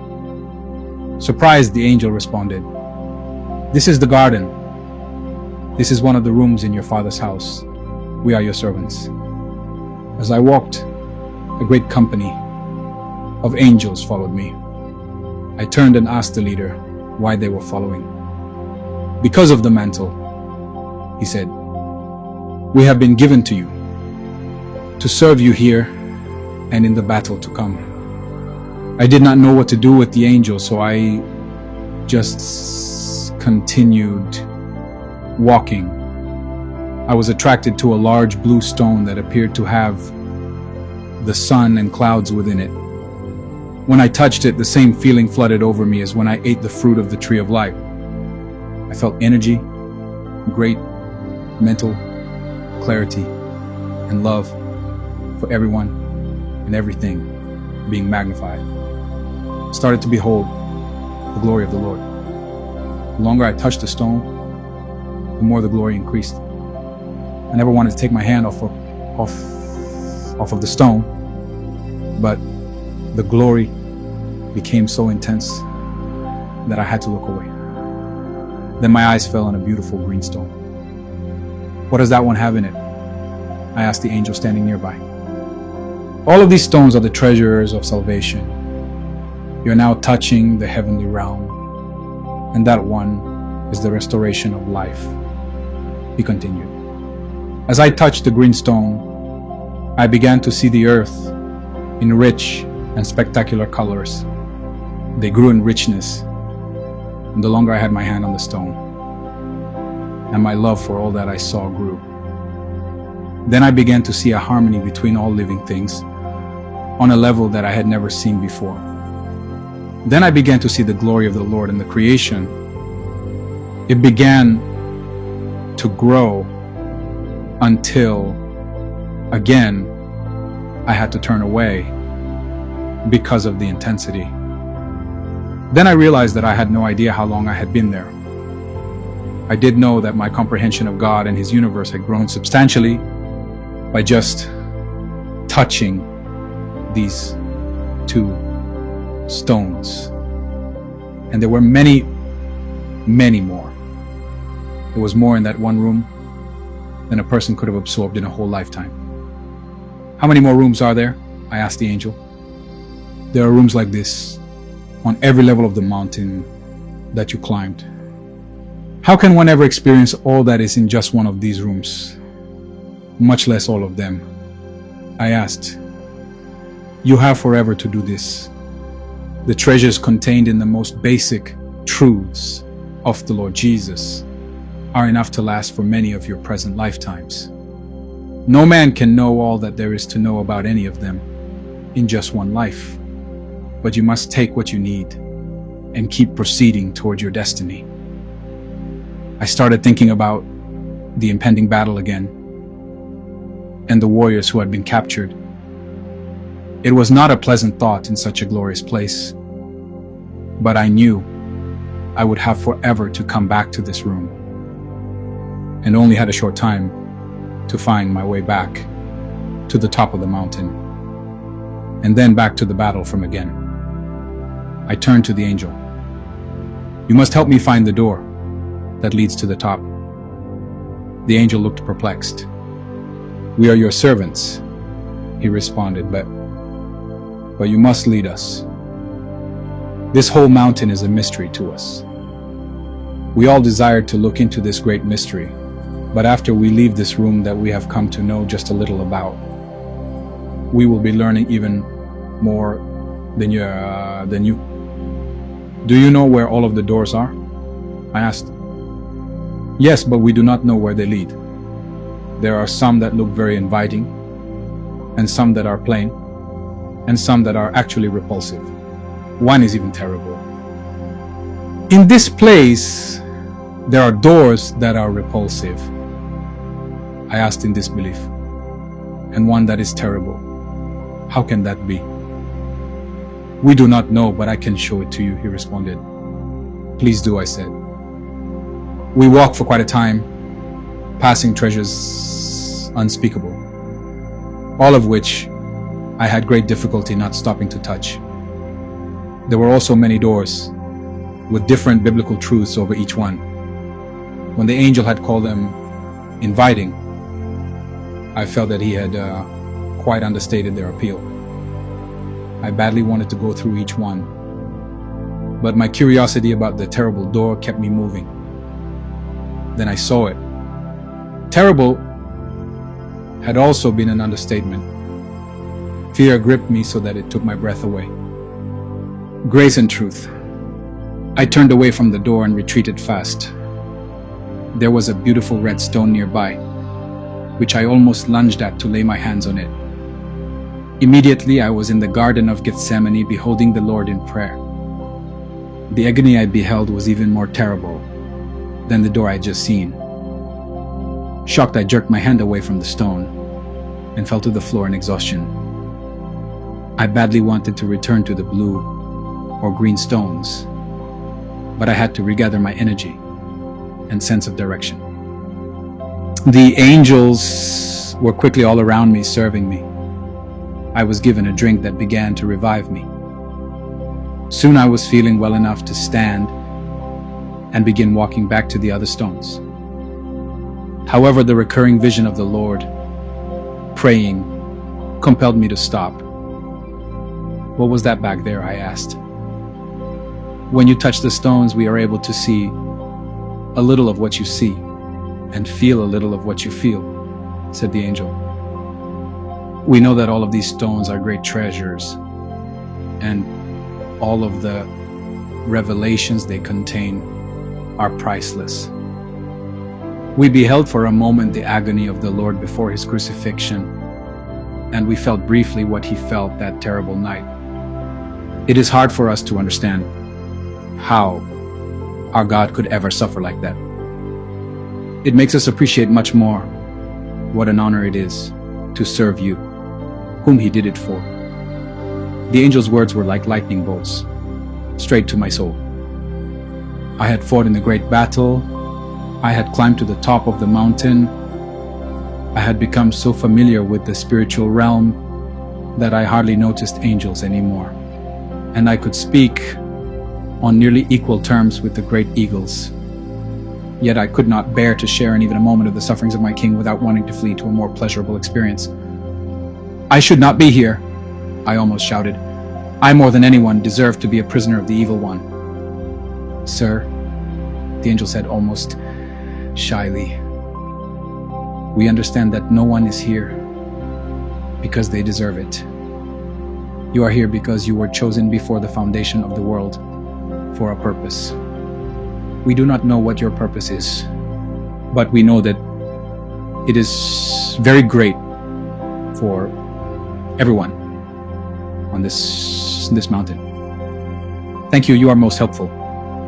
My emotions are being greatly stretched by this place, and they have tended to overcome my understanding. You are right. No one is here because they are worthy. Truly, the higher we climb on this mountain, the more unworthy we are to be there, and the more grace we need to stay there. How did I ever make it to the top the first time? Grace, my angel responded. If you want to help me, I then said, please keep repeating that word to me whenever you see me in confusion or despair. That word I am coming to understand better than any other, and it always brings great illumination to my soul. Now, I must go back to the red stone. I know now that is the greatest treasure in this room, and I must not leave until I am carrying that treasure in my heart. I said with more resolution in my words than I felt in my heart at that time, but I nevertheless knew that it was true, the truth of grace. The time that I spent at the red stone was the most painful that I have ever experienced. Many times I simply could not take any more, but had to withdraw my hand. Several times I went back to the blue or green stones to rejuvenate my soul before I returned. It was extremely hard to return to the red stone each time, but my love and appreciation for the Lord was growing through this, more than anything I had ever learned or experienced. Finally, when the presence of the Father departed from Jesus on the cross, I could not stand it anymore. I quit. I could tell that the angels, who were also experiencing what I was, were in full agreement. The willpower to touch the stone again simply was not in me anymore. I didn't even feel like going back to the blue stone. I just laid on the floor, weeping over what the Lord had gone through. I also wept because I knew that I had deserted him, just like his disciples. I failed him when he needed me the most, just like they did. After what seemed like several days, I opened my eyes. Another eagle was standing beside me. In front of him were 3 stones, one blue, one green, and one red. Eat them, he said. When I did, my whole being was renewed, and both a great joy and great soberness flooded my soul. When I stood up, I caught sight of the same 3 stones, set into the handle of my sword, and then on each of my shoulders. These are now yours forever, the eagle said. They cannot be taken from you, and you cannot lose them. But I did not finish this last one, I protested. Christ alone will ever finish that test, he replied. You have done well, but you must go on now. Where to? I asked. You must decide, but with time getting shorter, I will suggest that you try to get to the top soon, the eagle replied as he departed in an obvious hurry. Then I remembered the doors. I immediately started toward the doors that had been so appealing. When I reached the first one, it simply did not appeal to me anymore. Then I went to another, and it felt the same. Something seems to have changed. Oh, I remarked out loud. You have changed, the entire troop of angels replied at once. I turned to look at them and was amazed at how much they had changed. They no longer had the naive look they had before, but were now more regal, wise looking than any of the angels I had seen. I knew they reflected what had also taken place in me, but I now felt uncomfortable just thinking about myself. I ask for your counsel, I said to the leader. Listen to your heart, he said. That is where these great truths now abide. I have never been able to trust my own heart, I responded. It is subject to so many delusions. deceptions, and selfish ambitions that it is hard to even hear the Lord speaking to me above the clamor of it. Sir, with the red stone now in your heart, I do not believe that will continue to be the case, the leader offered with uncharacteristic confidence. I leaned again to the wall, thinking that the eagle was not here when I needed him the most. He had been this way before, and we would know which door to choose. As I pondered, the terrible door was the only one that I could think of. Out of curiosity, I decided to go back and look at it. I had departed from it so fast the first time that I had not even noticed which truth it represented. As I approached it, I could feel the fear welling up inside of me, but not nearly as bad as the first time. In great contrast to the others, it was very dark around this door, and I had to get very close to read the truth over it. Mildly surprised, I read the judgment seat of Christ. Why is this truth so fearful? I asked aloud, knowing that the angels would not answer me. As I looked at it, I knew that it was the one I should go through. There are many reasons that it is fearful. The familiar voice of the eagle responded. I'm glad you came back. I replied, have I made a bad choice? No, you have chosen well. This door will take you back to the top of the mountain faster than any other. It is fearful because the greatest fear in the creation has a source through that door, the holy fear of God. The greatest wisdom that men can know in this life or in the life to come are found through those doors, but very few will go through them. But why is this door so dark? I asked. The light of these doors reflect the attention that the church is presently giving to the truths behind them. The truth behind that door is one of the most neglected of these times, but it is one of the most important. You will understand when you enter. The greatest authority that men can receive will only be entrusted to those who will go through this door. When you see Christ Jesus sitting on this throne, you too will be prepared to sit with him on it. Then this door would not be so dark and forbidding if we had just given more attention to this truth. That is correct. If men knew the glory that is revealed behind that door, it would be one of the most brilliant. The eagle lamented.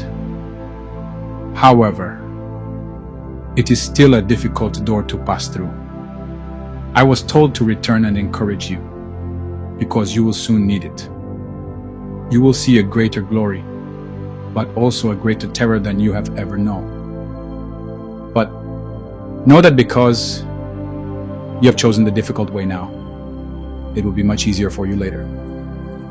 Because you are willing to face this hard truth now, you will not suffer loss later. Many love to know his kindness, but very few are willing to know his severity. If you do not know both, you will always be in danger of deception and a fall from his great grace. I know that I could never come here if I had not spent the time that I did at the Red Stone. How could I keep trying to take the easy way when that is so contrary to the nature of the Lord? But now you have chosen, so go quickly. Another great battle is about to begin, and you are needed at the front. The judgment seat of Christ. I gazed one final time around the huge room inside of the mountain. The treasures of the truth of salvation were kept here. It seemed that there was no end to their expanse or beauty. I could not imagine that the rooms which contained the other great truths of the faith could be any more glorious. This helped me to understand why so many Christians never wanted to leave this place. The large gems which represented the different aspects of salvation all exuded a glory far beyond any earthly beauty. It was wonderful, beyond description, and I knew that I could stay here for eternity and never get bored. The eagle who was standing next to me almost shouted, "You must go on." Then more calmly, he continued, "There is no greater peace and safety than to abide in the Lord's salvation. You were brought here to know this because you will need it where you are now going. But you must not stay here any longer." The eagle's statement about the peace and safety touched something in me. I thought about the courageous warriors who had fought in the battle from the first level of the mountain. Salvation. They had fought so well and delivered so many, but they had also all been badly wounded. Then the eagle again interrupted my thoughts, as if he were listening to them. God has a different definition of peace and safety than we do. To be wounded in the fight is a great honor. That is why the Apostle Paul boasted of his beatings and stonings. There is no courage unless there is real danger.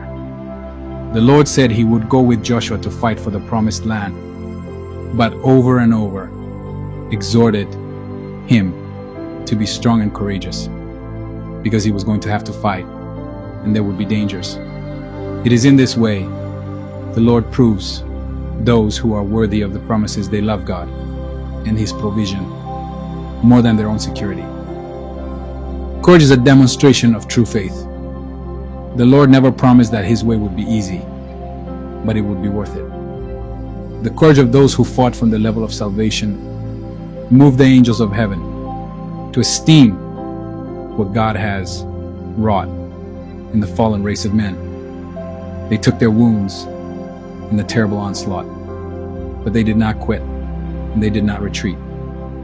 Even so, by climbing the mountain, you were able to fight with an authority that ultimately freed even more souls. Many more souls will fill these rooms to the great joy of heaven if you go on. I then turned and looked at the dark and forbidding door over which was written, "The Judgment Seat of Christ." Just as warmth and peace had flooded my soul each time I looked at this door. Everything in me wanted to stay in this room, and nothing in me wanted to go through that door. Again, the eagle answered my thoughts. Before you enter the door to any great truth, you will have these same feelings. You even felt that way when you entered into this room to the treasures of salvation. These fears are the result of the fall. They are the fruit of the tree of the knowledge of good and evil. The knowledge from that tree made us all insecure and self-centered. The knowledge of good and evil makes the true knowledge of God seems fearful, when in fact every truth from above leads to an even greater peace and security. Even the judgments of God are to be desired, because all of his ways are perfect. By now I had experienced enough to know that what seems right is often the least fruitful path, and sometimes the road to tragedy. Throughout my journey, the path on which it seemed that the most was risked was the path that led to the greatest reward. Even so, each time it seemed that more was being risked. To make the choice to go on, therefore, got harder each time. It takes more faith to walk in the higher realms of the Spirit, the eagle stated, seeming a little more irritated. The Lord gave us a map to his kingdom when he said, "If you seek to save your life, you will lose it. But if you will lose your life for my sake, you will find it." Those words alone can keep you on the path to the top of the mountain and will lead you to victory in the great battle ahead. They will also help you to stand before the judgment seat of Christ. He added, looking toward the door. I knew I had to go. I knew that I should remember this glorious room and the treasures of salvation, but I also knew that I should not look back to them again. I had to go on. I turned, and with all of the courage I could muster, opened the door to the judgment seat of Christ and stepped through it. The troop of angels that had been assigned to me took positions all around the door, but did not enter. What's the matter? Aren't you coming? I demanded, badly wanting the security of their company.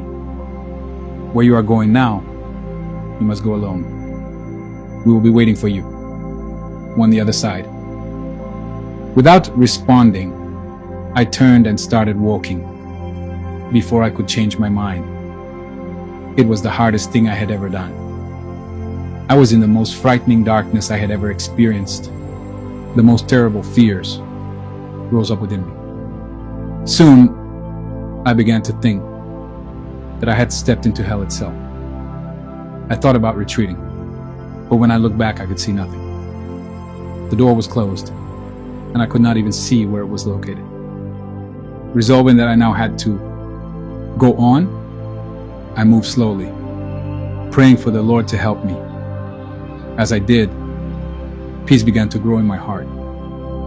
I then noticed that the dark was no longer cold, but began to feel comfortable. Then I started to behold a dim light. Gradually, it became a glorious light so wonderful that I felt that I was entering into heaven itself. Now the glory increased with every step. I wondered how anything this wonderful could have an entrance so dark and forbidding. I wanted to savor every step before taking another. Soon, the path opened into a hall so large that I felt that the earth itself could not contain it. The beauty of it could not even be imagined by human architects. I had never experienced anything like what filled my soul as I beheld this room. At the far end was the source of the glory that emanated from everything else in the room. I knew that it was the Lord, and I was a little bit afraid as I began to walk toward Him. I did not even think about how great the distance was. It was all so wonderful that I felt that I could walk forever and enjoy every step. In earthly terms, that somehow did not relate to here. It would have taken me many days to reach the throne. My eyes were so fixed on the glory of the Lord that I had walked a long time before I noticed that I was passing multitudes of people who were standing in ranks to my left. There were just as many to my right, but they were so far away that I did not notice them until I reached the throne. As I looked at them, I had to stop. They were dazzling, more regal than anyone I had ever seen. Their countenance was captivating. Never had such peace and confidence graced the human face. Each one was beautiful beyond any earthly comparison. As I turned toward those who were close to me, they bowed in a greeting, as if they knew me. "How is it that you know me?" I asked, surprised at my own boldness to ask such a question of them. "You are one of the saints who is fighting in the last battle," a man close by responded. "Everyone here knows you and all of those who are now fighting on the earth. We are the saints who have served the Lord in the generations before you. We are the great cloud of witnesses who have been given the right to behold the last battle. We know all of you, and we see all that you do." I then noticed someone I had known on earth. He had been a faithful believer, but I did not think he had done anything of significance. He was so physically unattractive on earth that it had made him shy. Here he had the same features, but was somehow more handsome than any person I had known on earth. He stepped up to me with an assurance and dignity that I had never seen in him or anyone before. Heaven is much greater than we could have dreamed while on earth, he began. This room is but the threshold of realms of glory that are far beyond the ability we had to comprehend. It is also true that the second death is much more terrible than we understood. Neither heaven or hell are like we thought they were. If I had known on earth what I know here, I would not have lived the way that I did. You are blessed with a great grace to have come here before you have died, he said while looking at my garments. I then looked at myself. I still had the old mantle of humility on, with the armor under it. I felt both foul and crude, standing before those who were so regal and beautiful. I began to think that I was in serious trouble if I was going to appear before the Lord like this.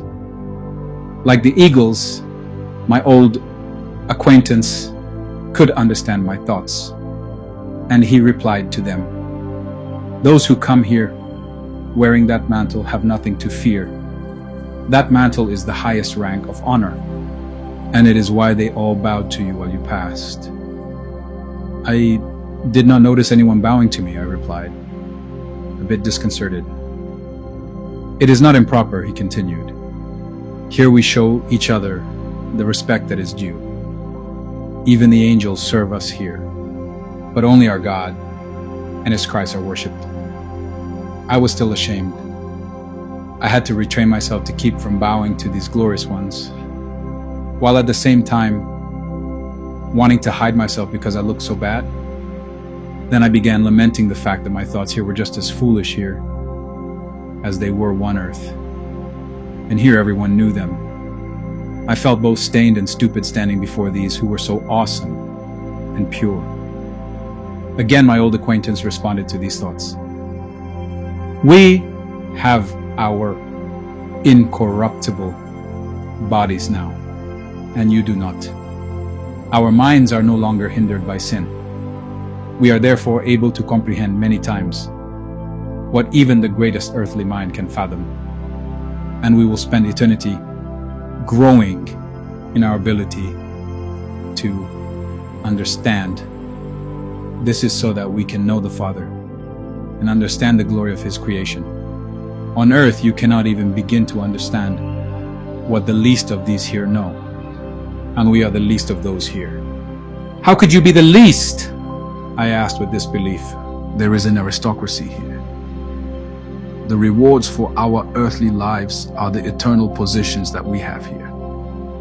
This great multitude here are those whom the Lord called foolish virgins. We knew the Lord and trusted in His cross for deliverance from damnation, but we did not really live for Him but for ourselves. We did not keep our vessels filled with the oil of the Holy Spirit. We have eternal life, but we wasted our lives on earth. I was really surprised by this, but I also knew that no one could lie in that place. The foolish virgins gnashed their teeth in the outer darkness, I protested. And that we did. The grief that we experienced when we understood how we had so wasted our lives was beyond any grief possible on earth. The darkness of that grief can only be understood by those who have experienced it. Such darkness is magnified when it is revealed next to the glory of the one we failed. You are standing now among the lowest rank in heaven. There are no greater fools than the ones who know the great salvation of God, but then go on living for themselves. To come here and learn the reality of that folly is a grief beyond what an earthly soul can experience. We are those who suffered this outer darkness because of this greatest of follies. I was still incredulous, but you are more glorious and full of more joy and peace than I even imagined, even for those in heaven. I do not feel any remorse in you, and yet I know that here you cannot lie. This does not make sense to me. Looking me straight in the eyes, he continued, "The Lord also loves us with a love greater than you can yet understand. Before his judgment seat, I tasted the greatest darkness of soul and remorse that can be experienced. Though here, we do not measure time as you do. It seemed to last for as long as my life on earth had lasted. All of my sins and follies, which I had not repented of, passed before me and before all who are here. The grief of this you cannot understand until you have experienced it. I felt that I was in the deepest dungeon of hell, even as I stood before the Lord. He was resolute until my life had been completely reviewed. When I said I was sorry and asked for the mercy of his cross, he wiped away my tears and took away the great darkness. He looked at me with a love that was beyond anything that you can now understand. He gave me this robe. I no longer feel the darkness or bitterness that I knew as I stood before him, but I remember it. Only here can you remember such things without continuing to feel the pain. A moment in the lowest part of heaven is much greater than 1,000 years of the highest life on earth. Now my mourning at my folly has been turned into joy, and I know that I will know joy forever, even if I am in the lowest place in heaven. I began to think again of the treasures of salvation. Somehow I knew that all that this man had told me was revealed by those treasures. Every step I had taken up the mountain or into it had revealed that his ways are both more fearful and more wonderful than I had known before. Looking at me intently, my former acquaintance continued, "You are not here to understand, but to experience. The next level of rank here is many times greater than what we have. Each level after is that much greater than the previous one. It is not just that each level has an even more glorious spiritual body, but that each level is closer to the throne where all of the glory comes from. Even so, I no longer feel the grief of my failure. I really deserve nothing. I am here by grace alone, and I am so thankful for what I have. He is so worthy to be loved. I could be doing many wondrous things now in the different realms of heaven, but I would rather stay here and just behold the glory, even if I am on the outer fringes." Then, with a distant look in his eyes, he added, "Everyone in heaven is now in this room to watch his great mystery unfold, and to watch those of you who will fight the last battle." "Can you see him from here?" I asked. "I see his glory far away, but I cannot see him." "I can see many times better than you can," he answered. "And yes, I can see him and all that he is doing, even from here. I can also hear him. I can also behold the earth. He gave us all that power. We are the great cloud of witnesses who are beholding you." He departed back into the ranks, and I began walking again, trying to understand all that he had said to me.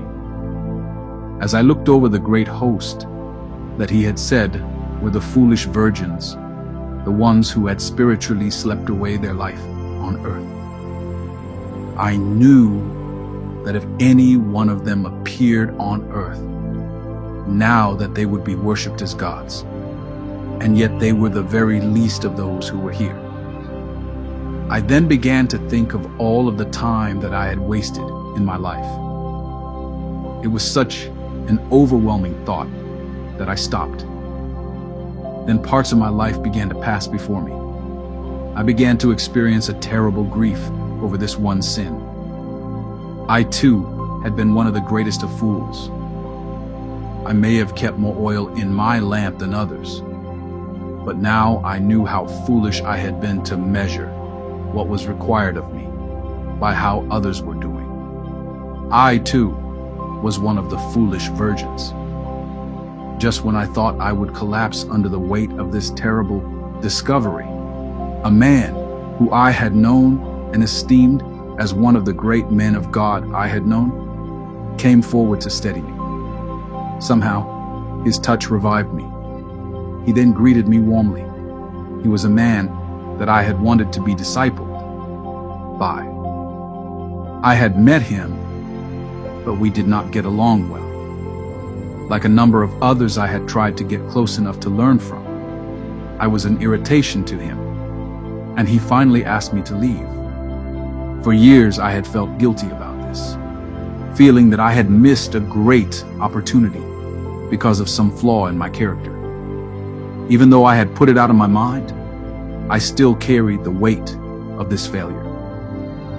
When I saw him, it all surfaced, and a sick feeling came over me. Now, he was so regal that I felt even more repulsive and embarrassed by my poor state. I wanted to hide, but there was no way I could avoid him here. To my surprise, his warmth toward me was so genuine that he quickly put me at ease. There did not seem to be any barriers between us. In fact, the love I felt coming from him almost completely took away my self-consciousness. I have waited eagerly for this meeting, he said. You were waiting for me? I asked. Why? You are just one of many that I am waiting for. I did not understand until my judgment that you were one that I was called to help, to even disciple, but I rejected you. Sir, I protested, it would have been a great honor to be discipled by you, and I am very thankful for the time that I did have with you. But I was so arrogant, I deserved your rejection. I know that my rebellion and pride has kept me from ever having a real spiritual father. This was not your fault, but mine. It is true that you were prideful, but that is not why I was offended with you. I was offended because of my insecurity, which made me want to control everyone around me.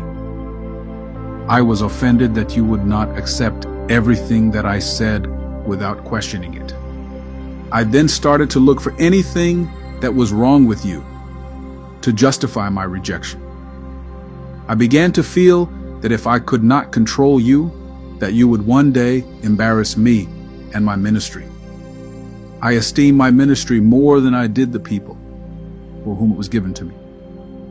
So I drove many like you away, he said.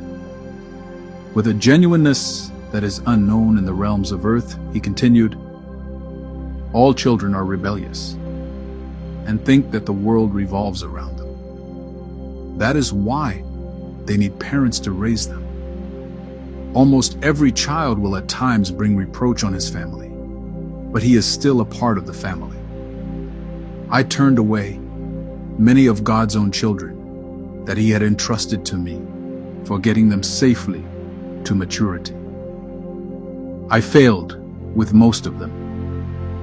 Most of them suffered terrible wounds and failures that I could have helped them to avoid. Many of them are now prisoners of the enemy. I built a large organization and had considerable influence in the church, but the greatest gifts that the Lord trusted to me were the ones who were sent to me for discipline, many of whom I rejected. Had I not been so self-centered and concerned with my own reputation, I would be a king here. I was called to one of the highest thrones. All that you have and will accomplish would have been in my heavenly account as well.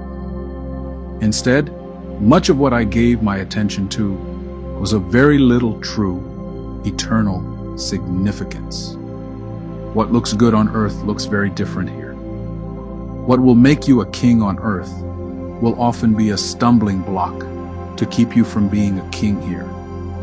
What will make you a king here is lowly and unesteemed on earth. Will you forgive me? Of course, I said, quite embarrassed.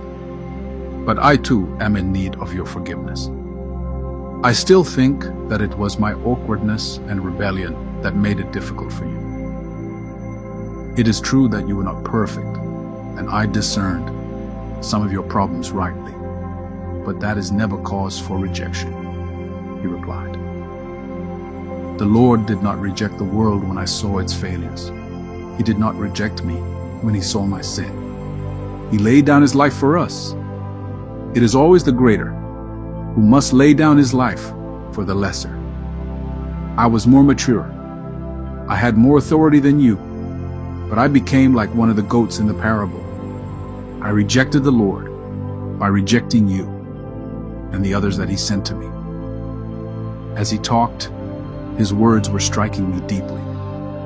I too was guilty of everything that he was relenting of. Many young men and women who I had brushed off as not being important enough for my time were now passing through my mind. How desperately I wanted to return now and gather them together.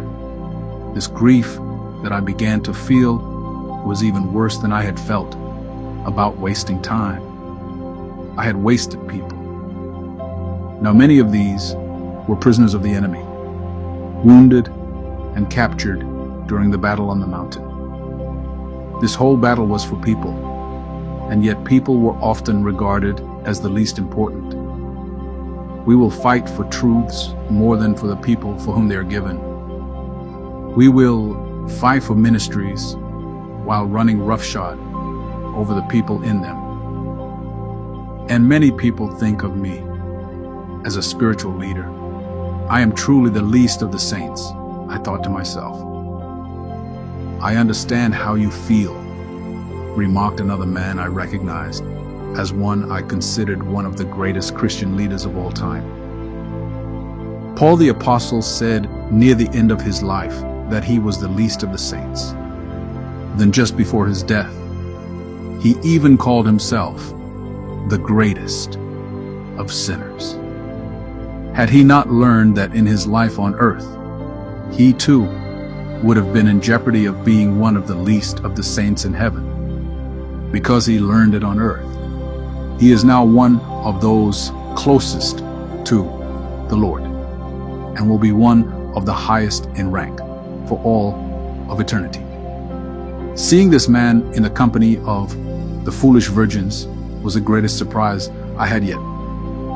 I cannot believe that you too are one of the foolish who slept away their lives on earth. Why are you here? I am here because I made one of the most grave mistakes you can make as one entrusted with the glorious gospel of our Savior. Just as the Apostle Paul progressed from not considering himself inferior to the greatest apostles to being the greatest of sinners, I took the opposite course. I started out knowing that I had been one the greatest of sinners who had found grace, but I ended up thinking that I was one of the greatest apostles. It was because of my great pride, not insecurity like our friend here, that I began to attack everyone who did not see everything just the way I did. Those who followed me, I stripped of their own callings and even their personalities, pressuring them to all become just like me. No one around me could be themselves. No one dared to question me because I would crush them into powder. I thought that by making others smaller, I made myself larger. I thought that I was supposed to be the Holy Spirit to everyone. From the outside, my ministry looked like a smooth running machine where everyone was in unity and there was perfect order, but it was the order of a concentration camp. I took the Lord's own children and made them automatons in my own image instead of his. In the end, I was not even serving the Lord, but the idol I had built to myself. By the end of my life, I was actually an enemy of the true gospel, at least in practice, even if my teachings and writings seemed impeccably biblical.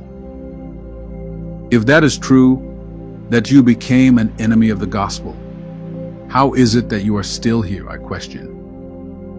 By the grace of God, I did trust in the cross for my own salvation, even though I actually kept other men from it, leading them to myself rather than to Him. The Lord remains faithful to us, even when we are unfaithful. It was also by His grace that the Lord took me from the earth sooner than He would have, just so those who were under me could find Him and come to know Him. I could not have been more stunned to think that this was true of this particular man. History had given us a very different picture of him. Reading what was going on in my heart, he continued, God does have a different set of history books than those on the earth. You have had a glimpse of this, but you do not yet know how different they are. Earthly histories will pass away, but the books that are kept here will last forever. If you can rejoice in what heaven is recording about your life, you are blessed indeed.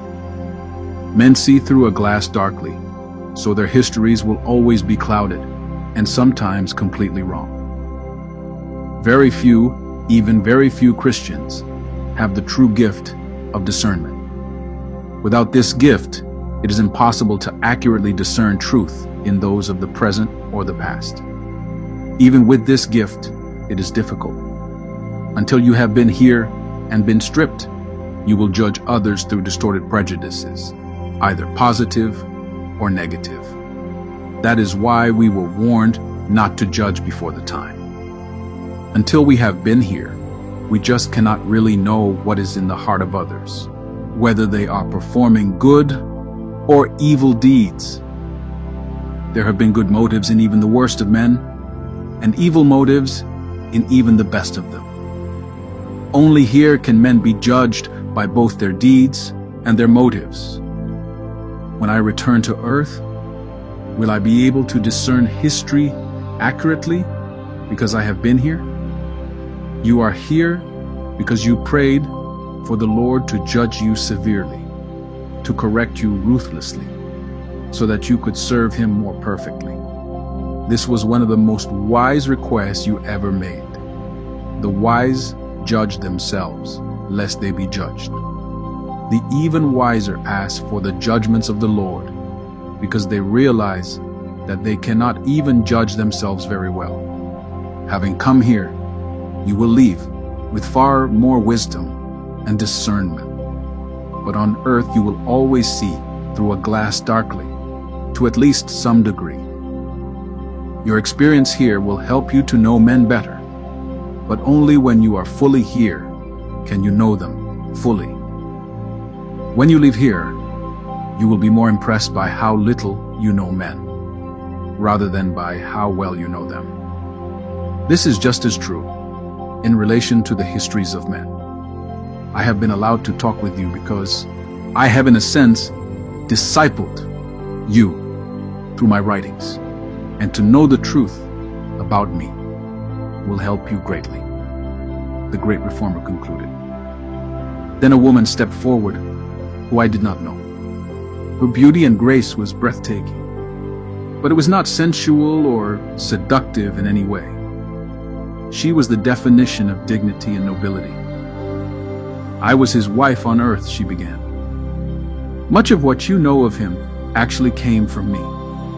Therefore, what I am about to say is not just about him, but about us. You can reform the church without reforming your own soul.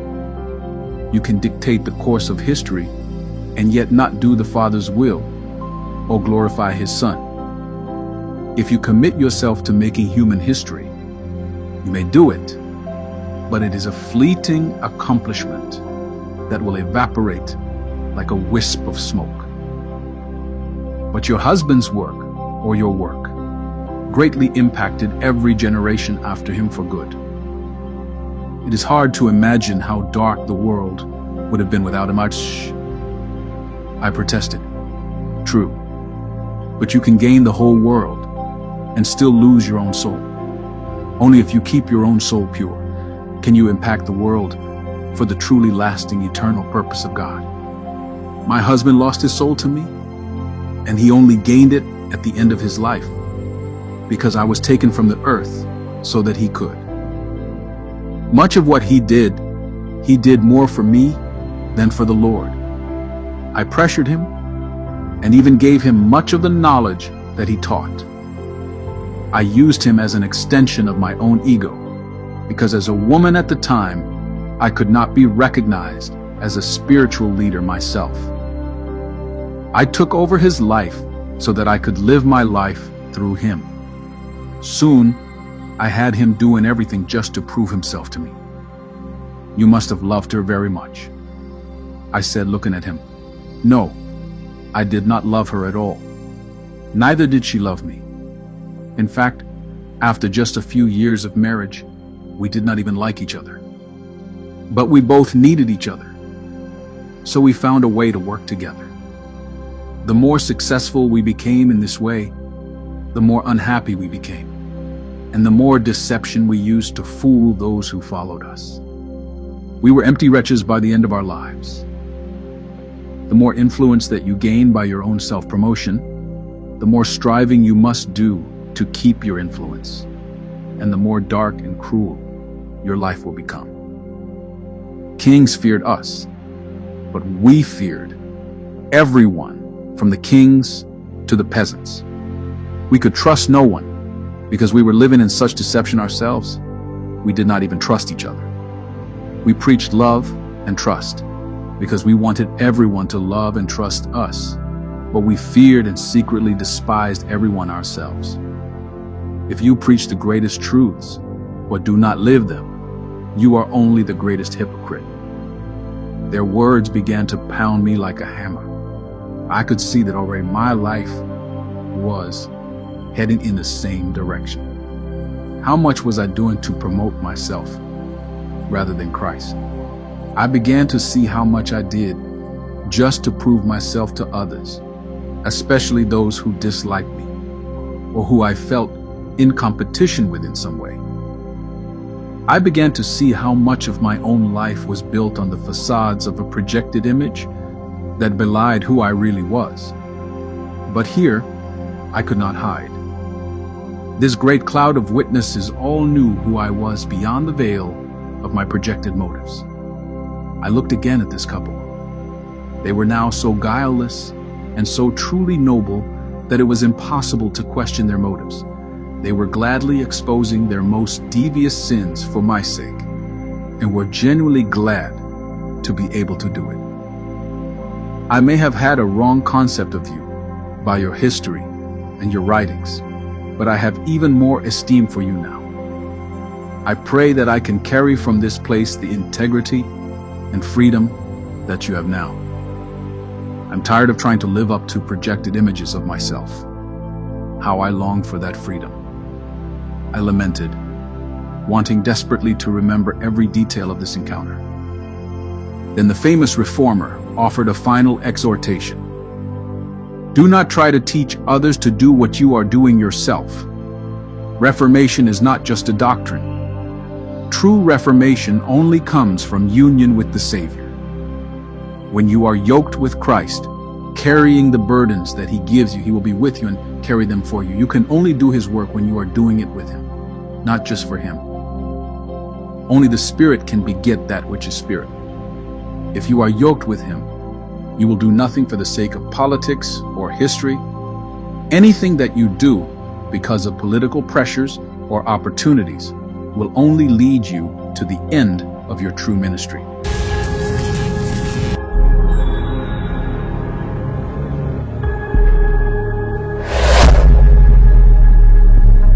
Thank you for watching. Kindly like, comment, and subscribe. Click on the notification bell so you can be alerted anytime a new video is uploaded. And please don't forget, share and be a blessing to someone. God richly bless you. Shalom.